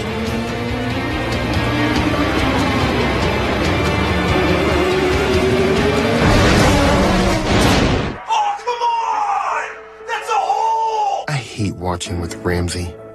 All he does is yell. They can't hear you, Ramsey. But every time he's come over this year, we've won. And he always brings Bud Light. Little dog won't come out from under the couch. But we're winning. I love you, Ramsey. Bud Light, for the fans who do whatever it takes. For the police, this car is finished. 90,000 hard miles. But I'm hoping for another 300,000. They used Mobil 1 for performance. I use it to keep my cars running like new. I run Mobil 1 in my own car. Guess what I drive? Keep your engine running like new. Mobil 1. Every inch, every minute, every second, we chip away, making the colors of earth and sunset skies into rich interior accents, or putting the beauty of a forest in the palm of your hands. It will take you to another place, wherever you happen to be. This is the new 2014 Jeep Grand Cherokee. It is the best of what we're made of. Well-qualified lessees can lease the 2014 Grand Cherokee Laredo 4x4 for $359 a month. IndyCar is more than exciting. It's a way to expose young fans to real-world experiences in science, technology, engineering, and math. At the track and in the classroom, IndyCar offers the IndyCar Future of Fast STEM education program, using the world of IndyCar to engage students with interactive, hands-on experiences and in-classroom learning, because they are the future of fast. Go to IndyCar.com/Future of Fast for more information. back in Houston, and this grind at the front goes on. Will Power, Scott Dixon, they are 9 seconds clear of the next closest competitor, who is James Hinchcliffe on the GoDaddy machine for Andretti Autosport. Dixon led 29 laps early in this race. Will Power has just notched up his 21st lap in the lead. It's all about trying to take points away from Dixon. Here's Simona. Final stop for Simona Di Silvestro, who has fought her way back from a penalty and other issues, and she is going to weave around Tristan Vautier. That's a close one. So Vautier may lift a little bit to let her go through. Di Silvestro trying to get another top 10. And Ed Carpenter just in that runoff area. Can he engage reverse? Can he flick spin himself? We've seen the guys rescue, and the top two are in. On the lights, There's no difference yesterday. Around the HP, guys. Only both of the leaders deciding to pit last second. Will Power hits his stall. You can see right in front of him Scott Dixon hitting his stall. Neither driver wants any changes. Both of them going with primary tires. Will Power will easily win this race off the road. A slow stop for Dixon and the target crew. Yesterday, Power stretched it for a bonus lap, an additional lap over Dixon, but they mirror each other today. It's a straightforward fight with 29 to go. Just a slight hiccup on the right rear tire change in Dixon's car, and that was the difference. Oriol Servia makes his final stop as we see Ed Carpenter's car stalled there. They had the option of the sticker, Firestone Reds, as we watch Charlie Kimball pit and exit. They went for the blacks, though. Good run for Oriol Servia. The car gets better the longer the stint goes. And we're under yellow again for the 6th time. 6th yellow of the day as Graham Rahal is in the blue machine. So another yellow. This is to rescue the stranded Ed Carpenter, as Andretti and Rahal race each other off pit road. This is where it's at. Time to catch their breaths, and they'll pick up the safety car and have time just to reflect on what's gone down thus far. I was surprised, actually. I was thinking that Dixon's strategy there on that last stint was saving fuel so he could go a lap longer. But I think he might have been able to, because his fuel load was so short there. They pulled the fuel pretty quick, but he had an issue on the right rear tire. Watch right here, right rear tire changer for Dixon. He gets it on fine. He just had an issue fitting the wheel on the hub. You know what I think, though, Townsend? I think he knew that Carpenter was sitting there, and they were going to throw a caution, and that's why they both dove in. Yeah, great point. Because it was a yellow that separated them yesterday. Dixon pitted, and Power did not. Saavedra has had an encouraging day today. The 23-year-old Colombian, driving for Jay Penske's Dragon Racing, has been as high as 3rd in this race, working on a little bit of different strategy, but he's been driving very well. And here is the reason for this yellow. The Holmatro safety crew will have to go and rescue Ed Carpenter, and then we'll get going again. This will be some relief for James Hinchcliffe. He'll be able to get a little bit closer to Scott Dixon and Will Power. We'll get Ed rescued and come back. The Shell and Pennzoil Grand Prix of Houston continues.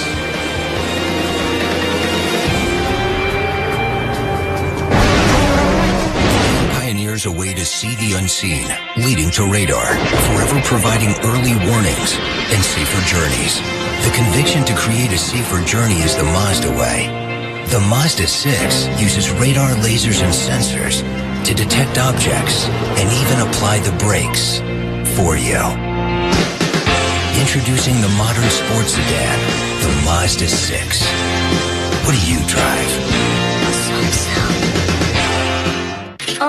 Where's Mrs. Davis? She took an early spring break thanks to her double miles from the Capital One Venture Card. Now, what was Mrs. Davis teaching? Spelling. That's not a subject, right? I mean, spell check, that's a program. Algebra? Okay. Mrs. A and B are flying to the Bahamas. How fast will they get there? Don't you need distance rating? No. All it takes is double miles. Yeah. Get away fast with unlimited double miles from the Capital One Venture Card. You're the world's best teacher. This is so unexpected. What's in your wallet? If you think all batteries are the same, consider this. When the storms are this powerful, the batteries had better be powerful too. Introducing Duracell Quantum. Only Duracell Quantum has a high-density core, and that means more fuel, more power, more performance than the next leading brand. So whether you're out on the front lines or you're back home, now you have the power. New Duracell Quantum. Trusted everywhere. Goodyear knows there are times when you need to get out at a moment's notice. when a map can't tell you where you need to go.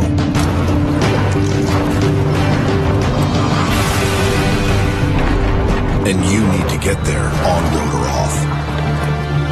That's why everything we learn making tires for expert drivers inspires what we roll into the new Goodyear Wrangler with Kevlar. Goodyear, more driven. Back in Houston, where we are under our 6th full course caution in this race. It's round 18 of the 19-round schedule. And after we went, guys, completely green at Mid-Ohio, there has been a spate of cautions in this series. At Sonoma, we had 7. At Baltimore, we had 6. And we're up to we had 7 yesterday. We're up to 6 now. So it's a little bit stop-start after we went the entire way at Mid-Ohio green.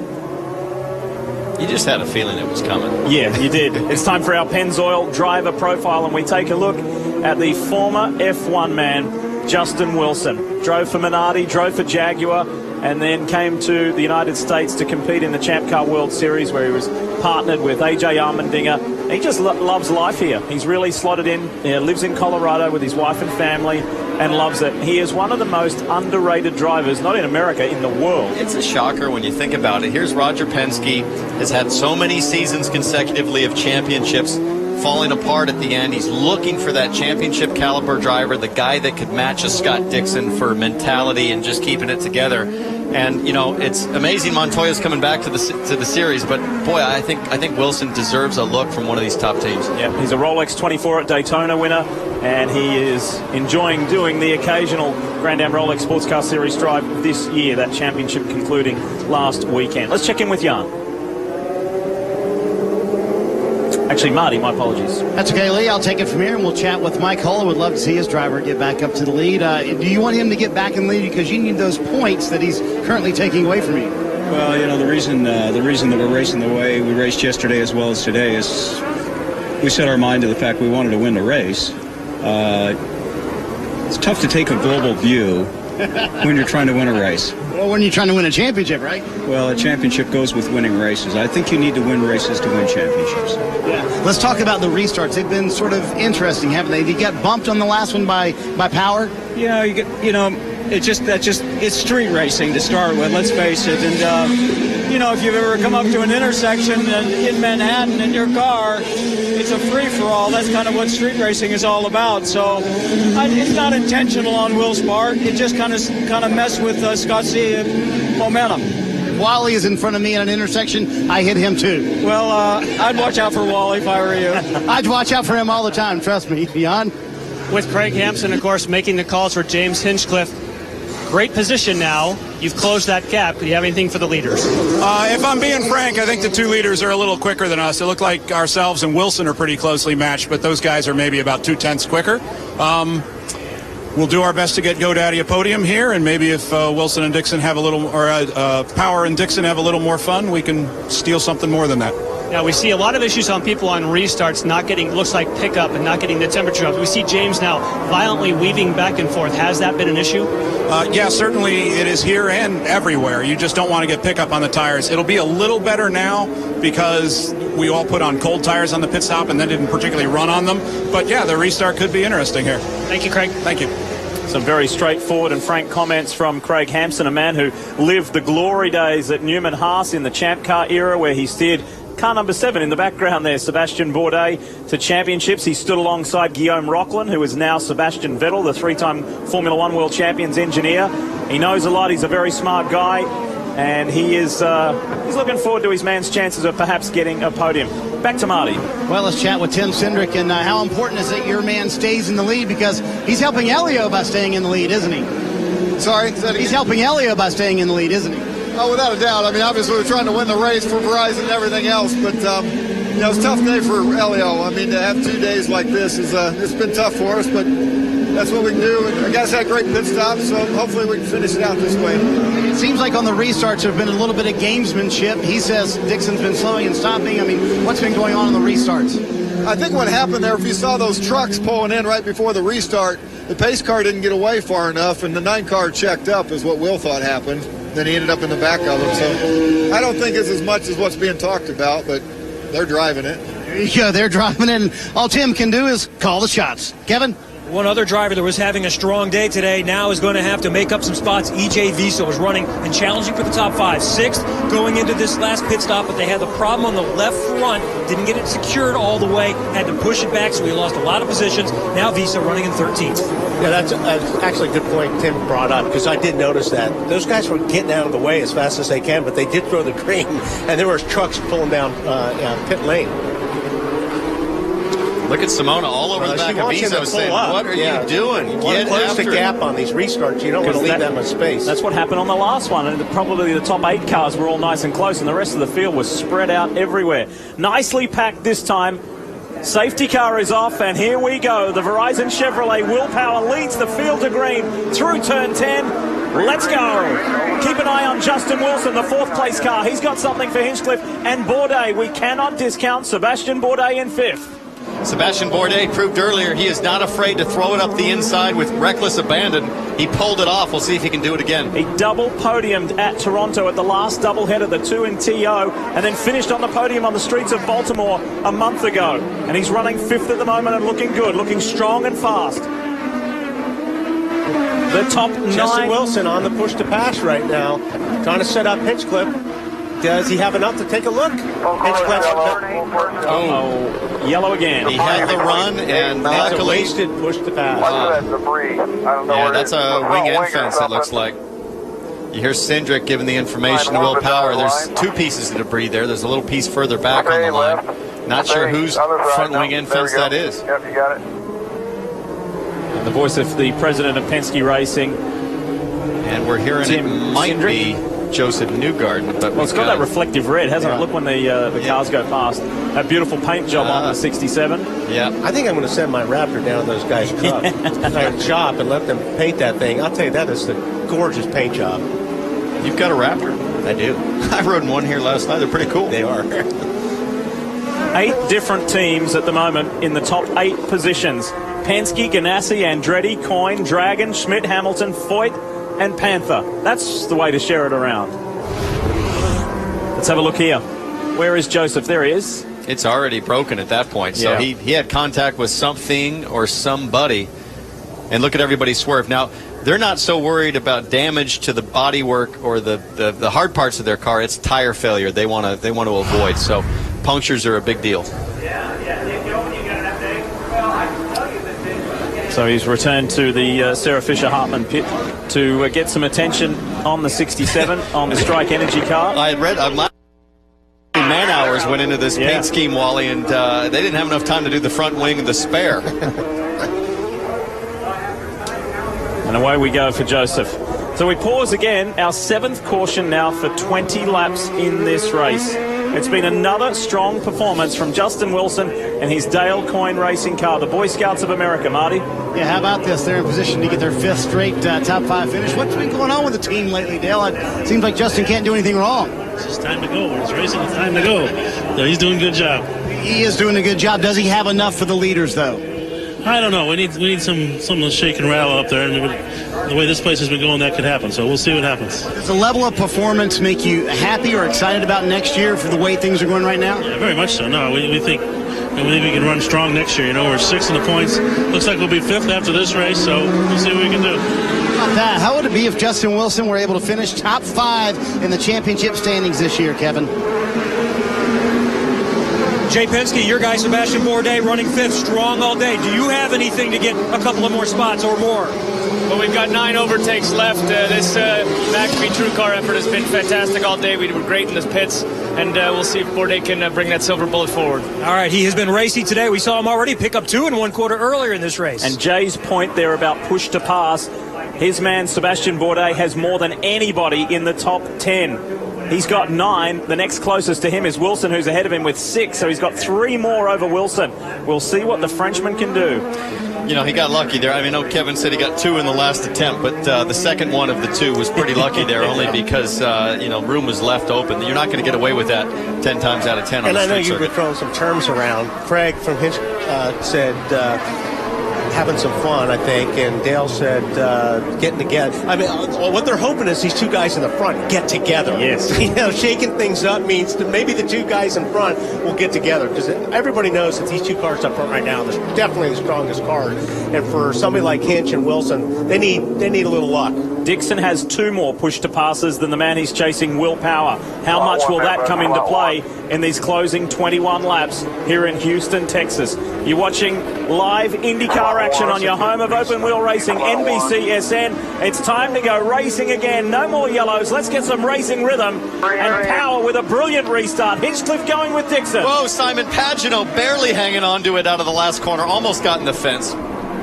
Here we go, inside move. Kimball thought about it, then thought again. Oriol Servia working his way around. Servia made a really good start earlier in the race and has made up the most positions in this field. That's 13 for Oriol. And the only thing Oriol's got is, he's got Fontana as his last race. He does not have a contract for next year. He's one of the more experienced drivers in the field, always considered by all the teams when there's an opening. But right now, no contract. He's driving for his future.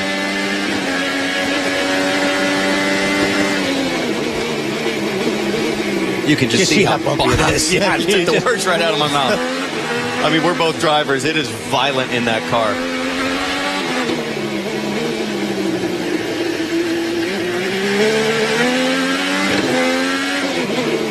And you can just hear the slop wally in the gearbox as it hits those bumps. I mean, that's the abuse these cars are taking. It is so violent vertically as they're hopping, bam, bam, bam, and that gearbox really feels it. It's amazing any of them stay together. Look at Servia taking a look up the inside. Oh, that's the huge bump. That's turn 1. That's the one that was ground down as far as they could. And Kimball plowed right through that. You can see Servia went around it. Takuma Sato is up ahead. You're looking at 7th, 8th, and 9th. And here we go. He's in the middle of it. Kimball thought about it there. He's being hounded by Mike Conway, and here comes Dario Franchitti on the inside. Almost looked to me like Servia had trouble getting the gear, like he didn't quite get the downshift. He was really slow off that last corner. Meanwhile, up front, Power has put half a second on Dixon. On the first flying lap, Hinchcliffe 3rd, Wilson 4th, Bourdais, Pagenaud, Sato. Look at these guys. She's already had 1 penalty, so I'm sure that's on her mind. She's got to keep it clean and tidy, but how do you do that on such a narrow track? She's 13th at the moment, trying to steal that 12th away from EJ Vizo. This is where it's tight. It's getting pretty tough here in the lower positions within the top 10. Mike Conway is in that 10th position. Whoa! That was James Jakes. Really got sideways through there. Hanging it out. We ride with the Englishman now. The Acorn Stairlifts car for Rahal, Letterman, Lanigan on the inside. Who was that who put their front wing in there? And James Jakes, one of the few drivers still on red tires. We know that the balance has been going away at the back of the car there on the reds over a long run, so he's clearly hanging on. Tristan Vautier in the Angie's List car for Schmidt-Peterson Racing. And look at these guys, how they've gapped. Craig Hampson, the engineer for James Hinchcliffe, said it. The top 2, they're probably a few tenths of a second faster than what we've got, and that is being illustrated right now. Power and Dixon just romping away from the rest of the field. 18 to go.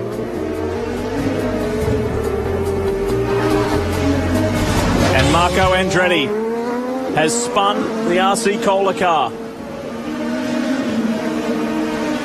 Can he fire it up? He's asking for help, I think. So yeah, well, I know, but you can see by his hands, like, hey, I need a push, and then he's throwing his hands up frustrated. But don't forget, we're still under green flag conditions. If I'm a corner worker, I'm not running out there to push that car. And say, come on, let's help. Caution. There we go. Racking them up. So it's 8 now. 8 and yellows. He's trying to get this done before he loses a lap. Obviously, that's not going to happen. That's why he's so anxious. And here was Luca Filippi up the inside, and Newgarden got into the back of him. Yeah. And we are probably going to see that under review league. Yes, for sure. So Marco gets rescued. We're under yellow again. We'll go racing when we come back after this quick break.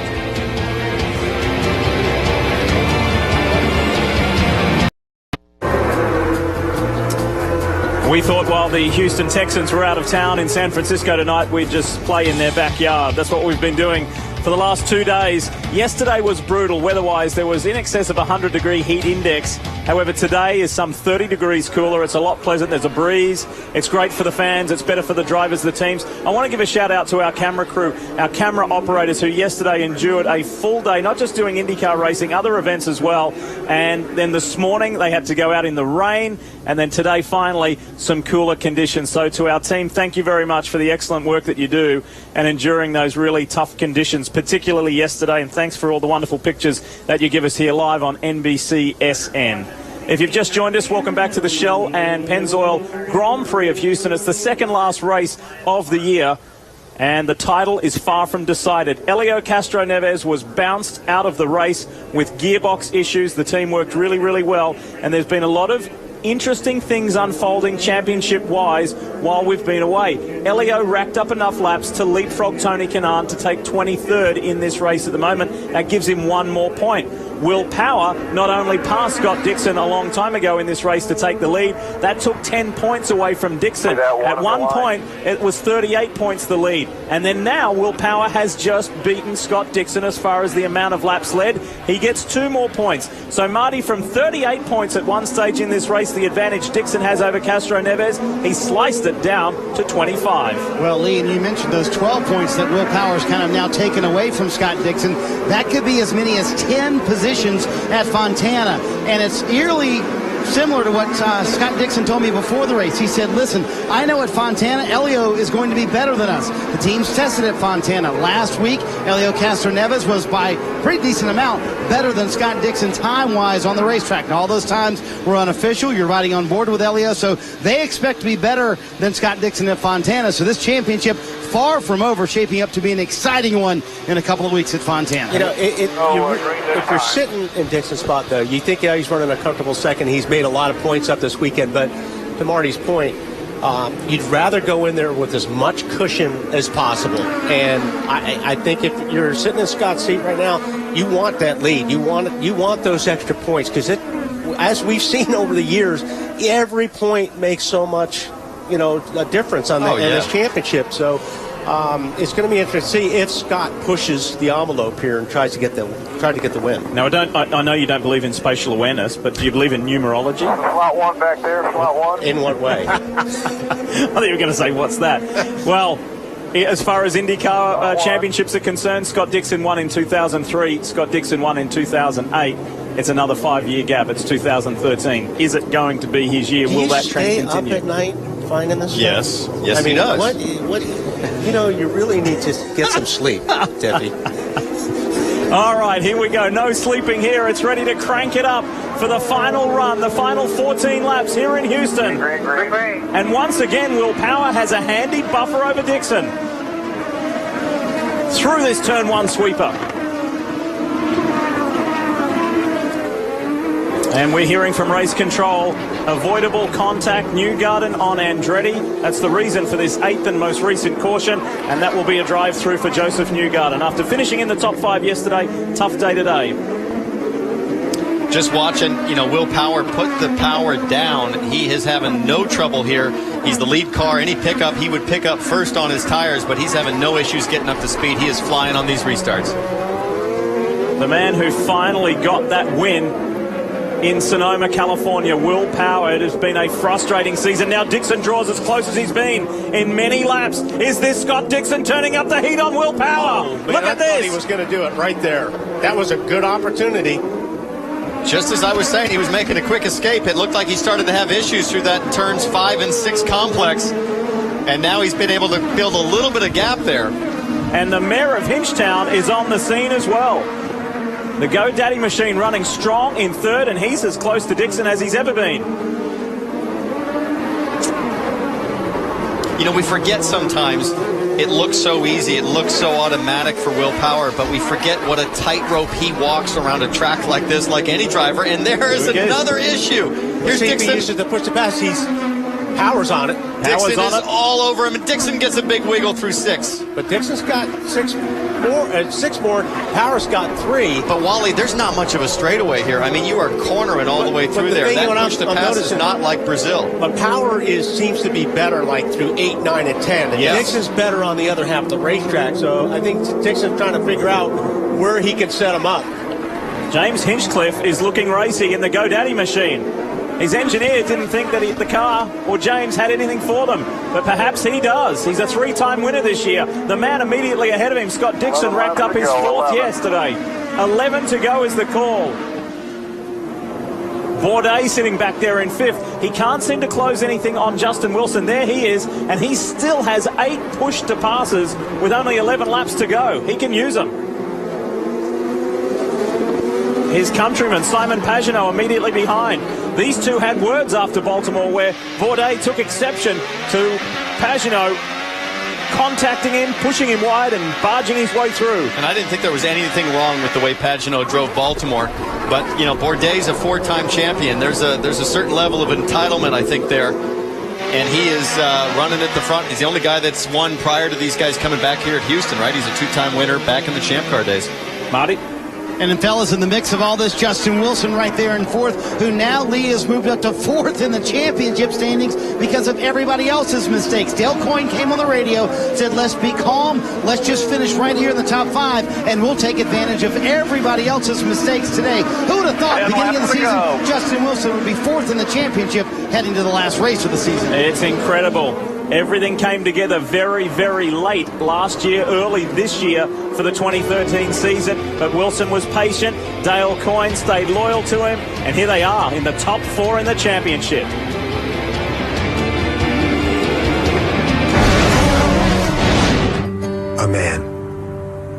A man and his truck, and his son would rather play computer games than go camping.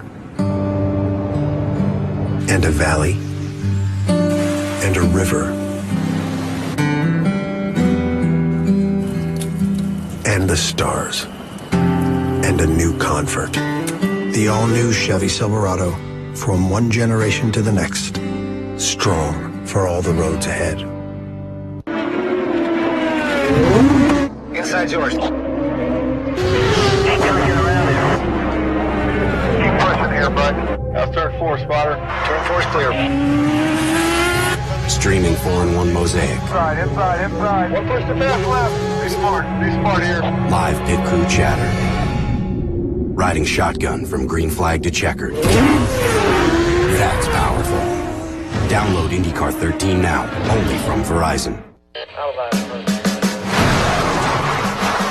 For the police, this car is finished.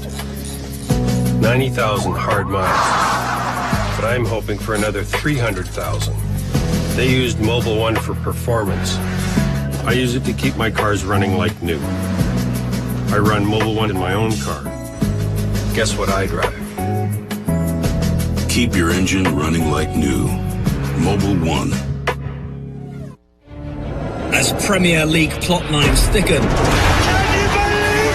see why over 10 million have tuned into the networks of NBC, the exclusive home of the Premier League.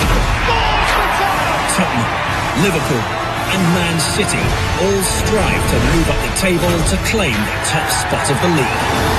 Premier League action returns Saturday, October 19th at 7 Eastern on the NBC Sports Network and continues at 12:30 on NBC.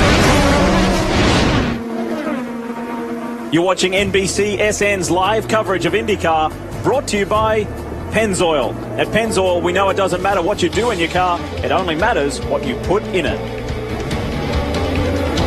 Gorgeous fall day here in the Lone Star State. Will it be a sunshine day for Will Power? Well, he's led 43 of the laps. That's almost half of this race in a pretty strong performance.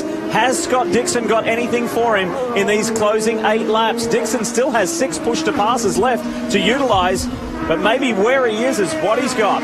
And he's going to have to settle for that and head to Fontana in 2 weeks' time to Auto Club Speedway with a 25-point championship lead. Jan?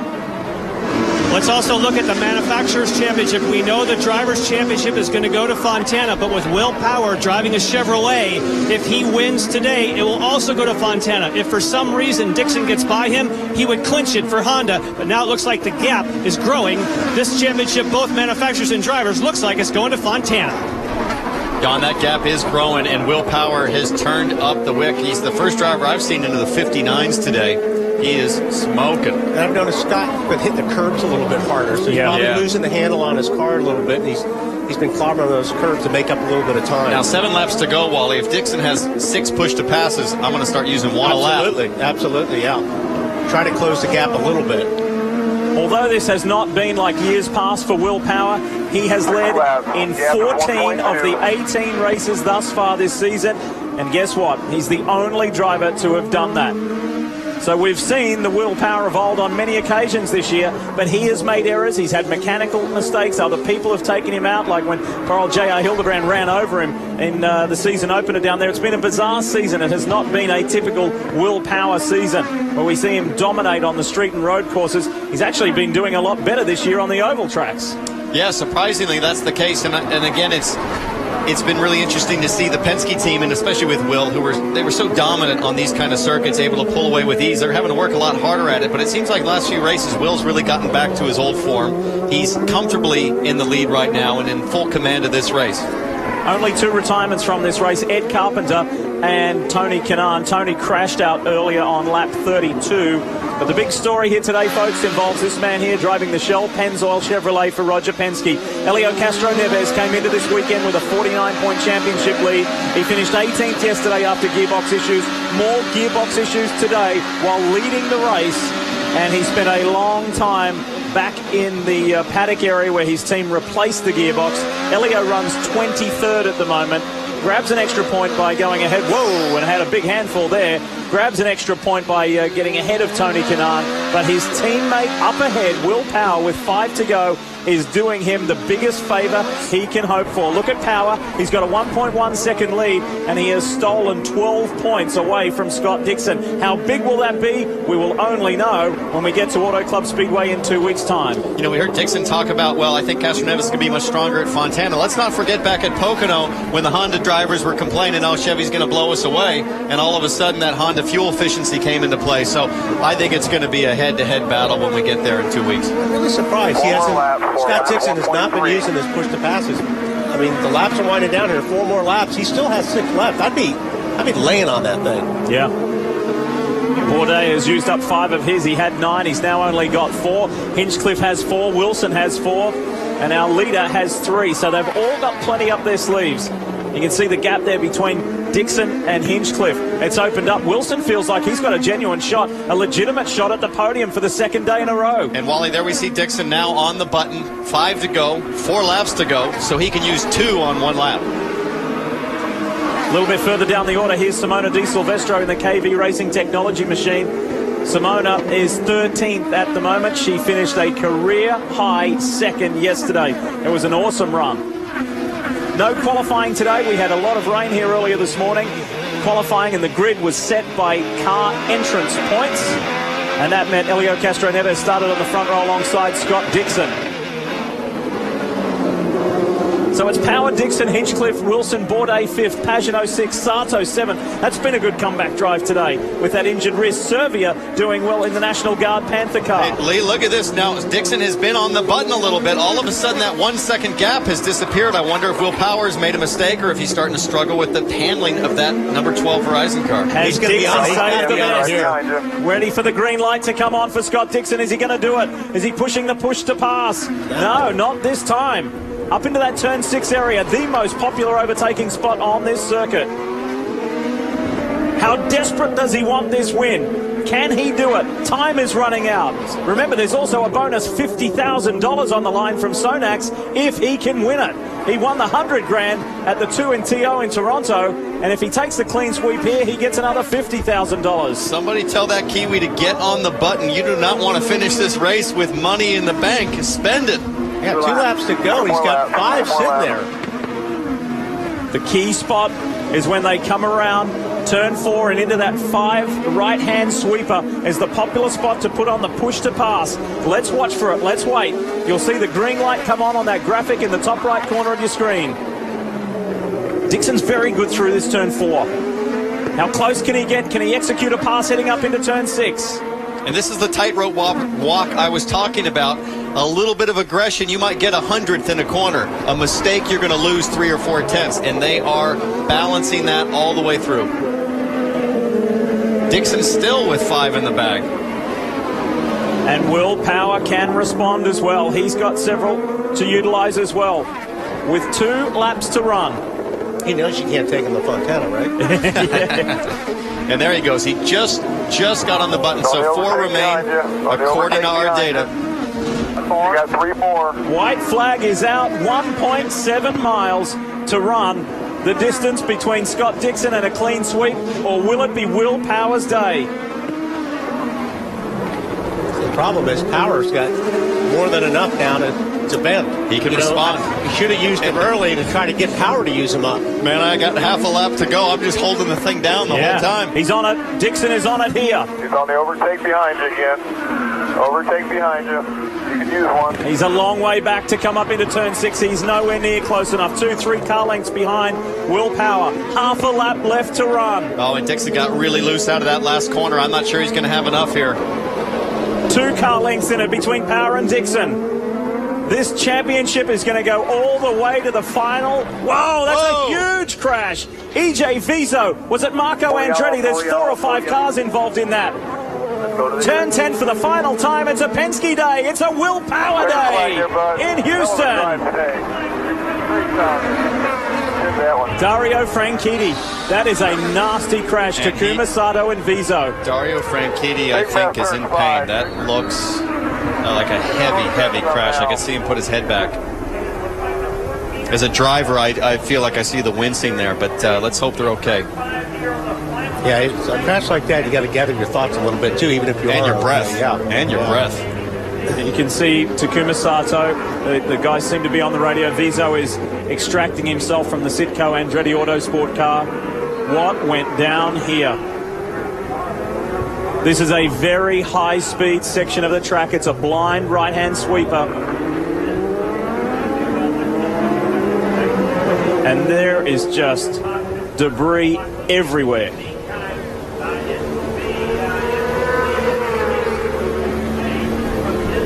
And there is his teammate, Scott Dixon. Just hoping that his good friend and longtime teammate is okay.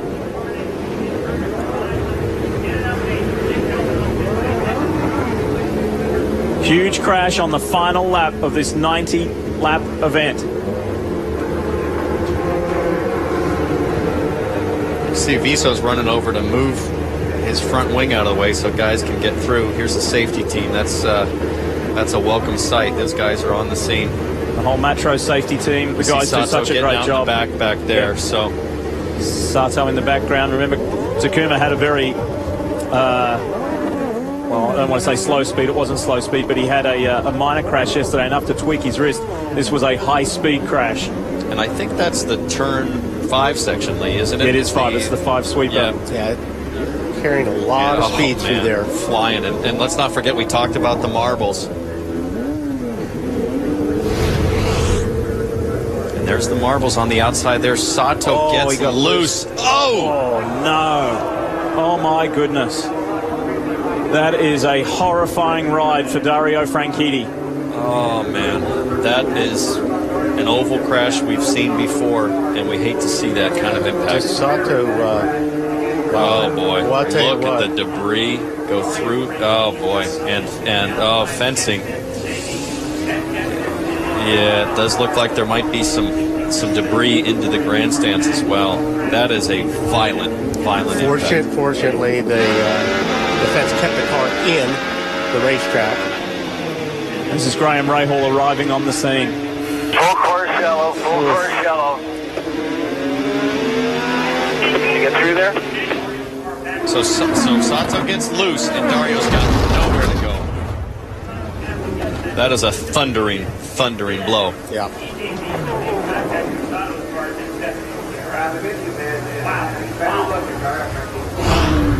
It leaves you speechless. And again, the whole Metro safety crew and medics attending to Dario Franchitti on the scene. We could see earlier what looked like, and here is his team boss Chip Ganassi on the way to see Dario. We saw earlier what appeared to be Dario talking on the radio to his team.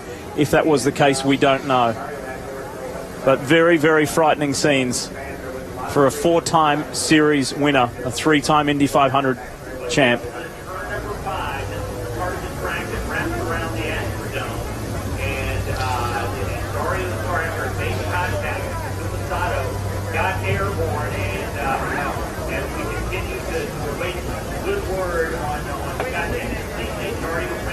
What's comforting as a driver is to sit here and see that the survival cell largely intact there. You know, that the tub appears to be intact, but you just can't deny the force of that impact, Wally. In the business attending to him right now. Yeah. If you're just turning on, this has been a very high-speed and scary crash for one of the sports legends. Dario Franchitti is being tended to right now. The other cars you can see on track, the Sitco entry is EJ Viso. He got himself out of the car and walked away. The other car is of Takuma Sato of AJ Foyt Racing. He too got himself out of the car and walked away. And this is what is on the outside of the circuit, from where Dario Franchitti climbed up over Takuma Sato's car and into the catch fencing. It was a violent, confronting crash. And you know, what's nice is that the fencing gave way. You know, it kept him inside the track. Right, but it did its job there. We know from previous incidents that if those posts are too strong, you know, really bad things happen too. So, gosh, that's just...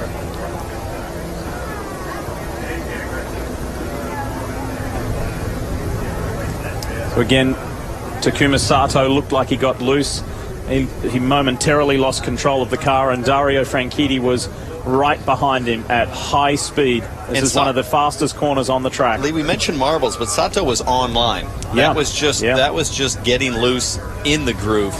Rear tire wear and just losing the balance there. And it looked like where Franchitti was. He saw Sato get loose, so he went to the outside. And then you're in the marbles. Then you're in the marbles and climbing the left rear of Sato.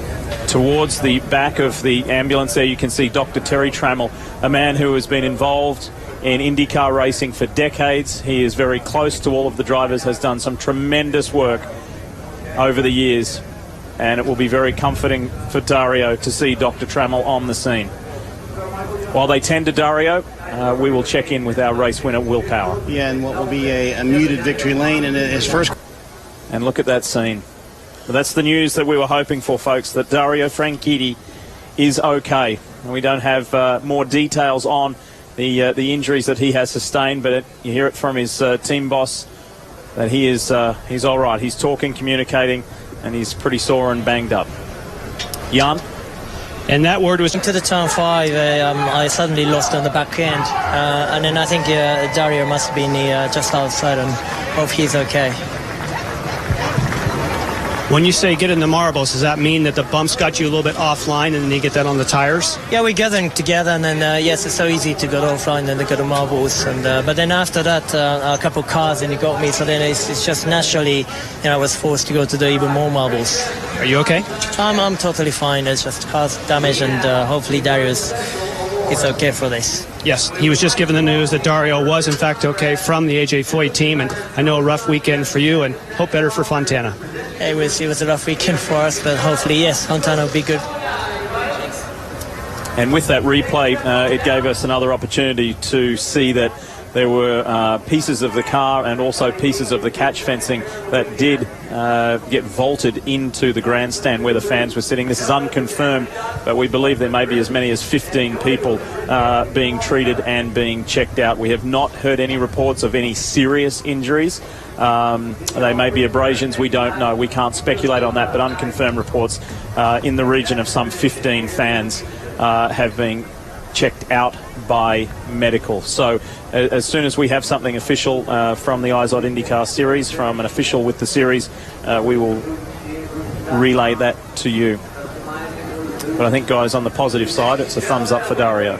Yeah, that's great to see. We never, as everybody said, we never like to see a race end that way. We never like to see that at any point during a motorsports event. But on the flip side, looking forward, this has just been an unbelievable championship battle, and it is absolutely going to continue there at Fontana. Wally? Yeah, just as violent as that crash was, it's good to see. And a half up the road, I'm led to believe. So as more information comes in, we will relay that to you. As far as the fans in the stands who were affected by the flying debris from the cars and from the catch fencing. Somebody mentioned it a little bit earlier. I think it was Justin Wilson saying it's kind of a somber note because we've had a really good time. We've had a great weekend here in Houston, Texas. Open wheel racing returning to the area for the first time in 6 years. Star-studded podium. Those guys representing 9 wins this year. It's the second win for Will Power. It's the 20th of his career. So he wins at Sonoma and he wins on the streets of Houston. And a good one. Here it is, the results. So a lot more evenly balanced today than yesterday. It was a Honda-dominated top 10. Chevrolet coming back and rebounding strong today. Well, so much is made about drivability, and what that means is the driver's ability to get the power down smoothly, especially over a bumpy circuit. So it's interesting to see, as you said, Lee, the breakdown Chevy, Honda, Chevy, Honda, Chevy, Honda. So I would expect that to continue going into Fontana. Big pat on the back for Oriol Serbia in the Panther Racing National Guard entry with that strong result of 7th. So well done to him. Tristan Vautier just missing out on the top 10, of which Simona Di Silvestro did work her way into the top 10. So that was good. Then we get back into the guys who were involved in that crash, Sato, Franchitti and Viso. Feel for James Jakes and Graham Rahal after such a positive day yesterday. They got caught up in some stuff and they did it tough today. Luca Filippi, how high could have he gone if it weren't for that little error that got him into the tyre bundle? And Marco Andretti got spun by Joseph Newgarden. Here's Andretti Autosport teammate Ryan Hunter-Ray having another frustrating day. But the biggest name you've got to look at is in 23rd position, Helio Castro-Neves, the championship leader until today, when that man in red there, Scott Dixon, has overtaken him in the standings, and we'll head to our final race at Auto Club Speedway Fontana in 2 weeks' time with 25 points advantage. There are 54 points maximum on offer at that race, and it's down to 2. And yet again, it's the powerhouse teams of Ganassi and Penske going at it for the championship. Very frightening scenes here on the final lap of the Houston weekend. But we're pleased to say, for those of you just turning on, Dario Franchitti awake and alert. He's okay, and his team boss says, thank goodness.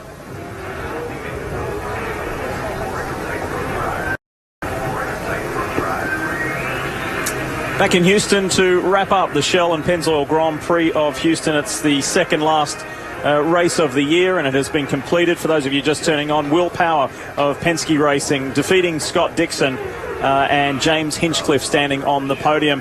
It's a race that will be remembered because of a very scary crash on the last lap involving Dario Franchitti, Takuma Sato and EJ Viso, and Dario has been transported to a local area hospital for further checks.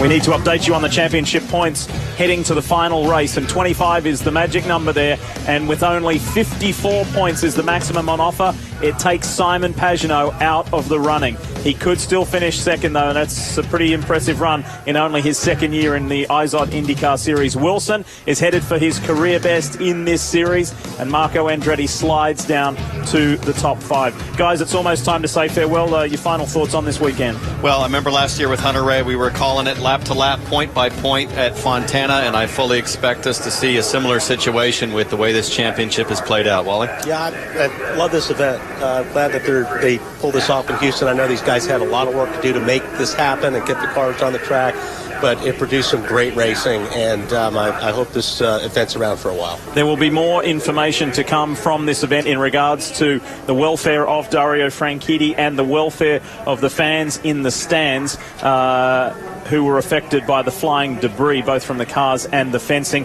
That information, the news isn't at hand for us right now, but I can steer you and encourage you to IndyCar.com for more. more. The Firestone Indy Lights race is coming up next, so no reason to go anywhere. We'll see you in 2 weeks for the MAV TV 500 from Auto Club Speedway. On behalf of everybody here on your NBCSN team, thanks for watching Open Wheel Racing.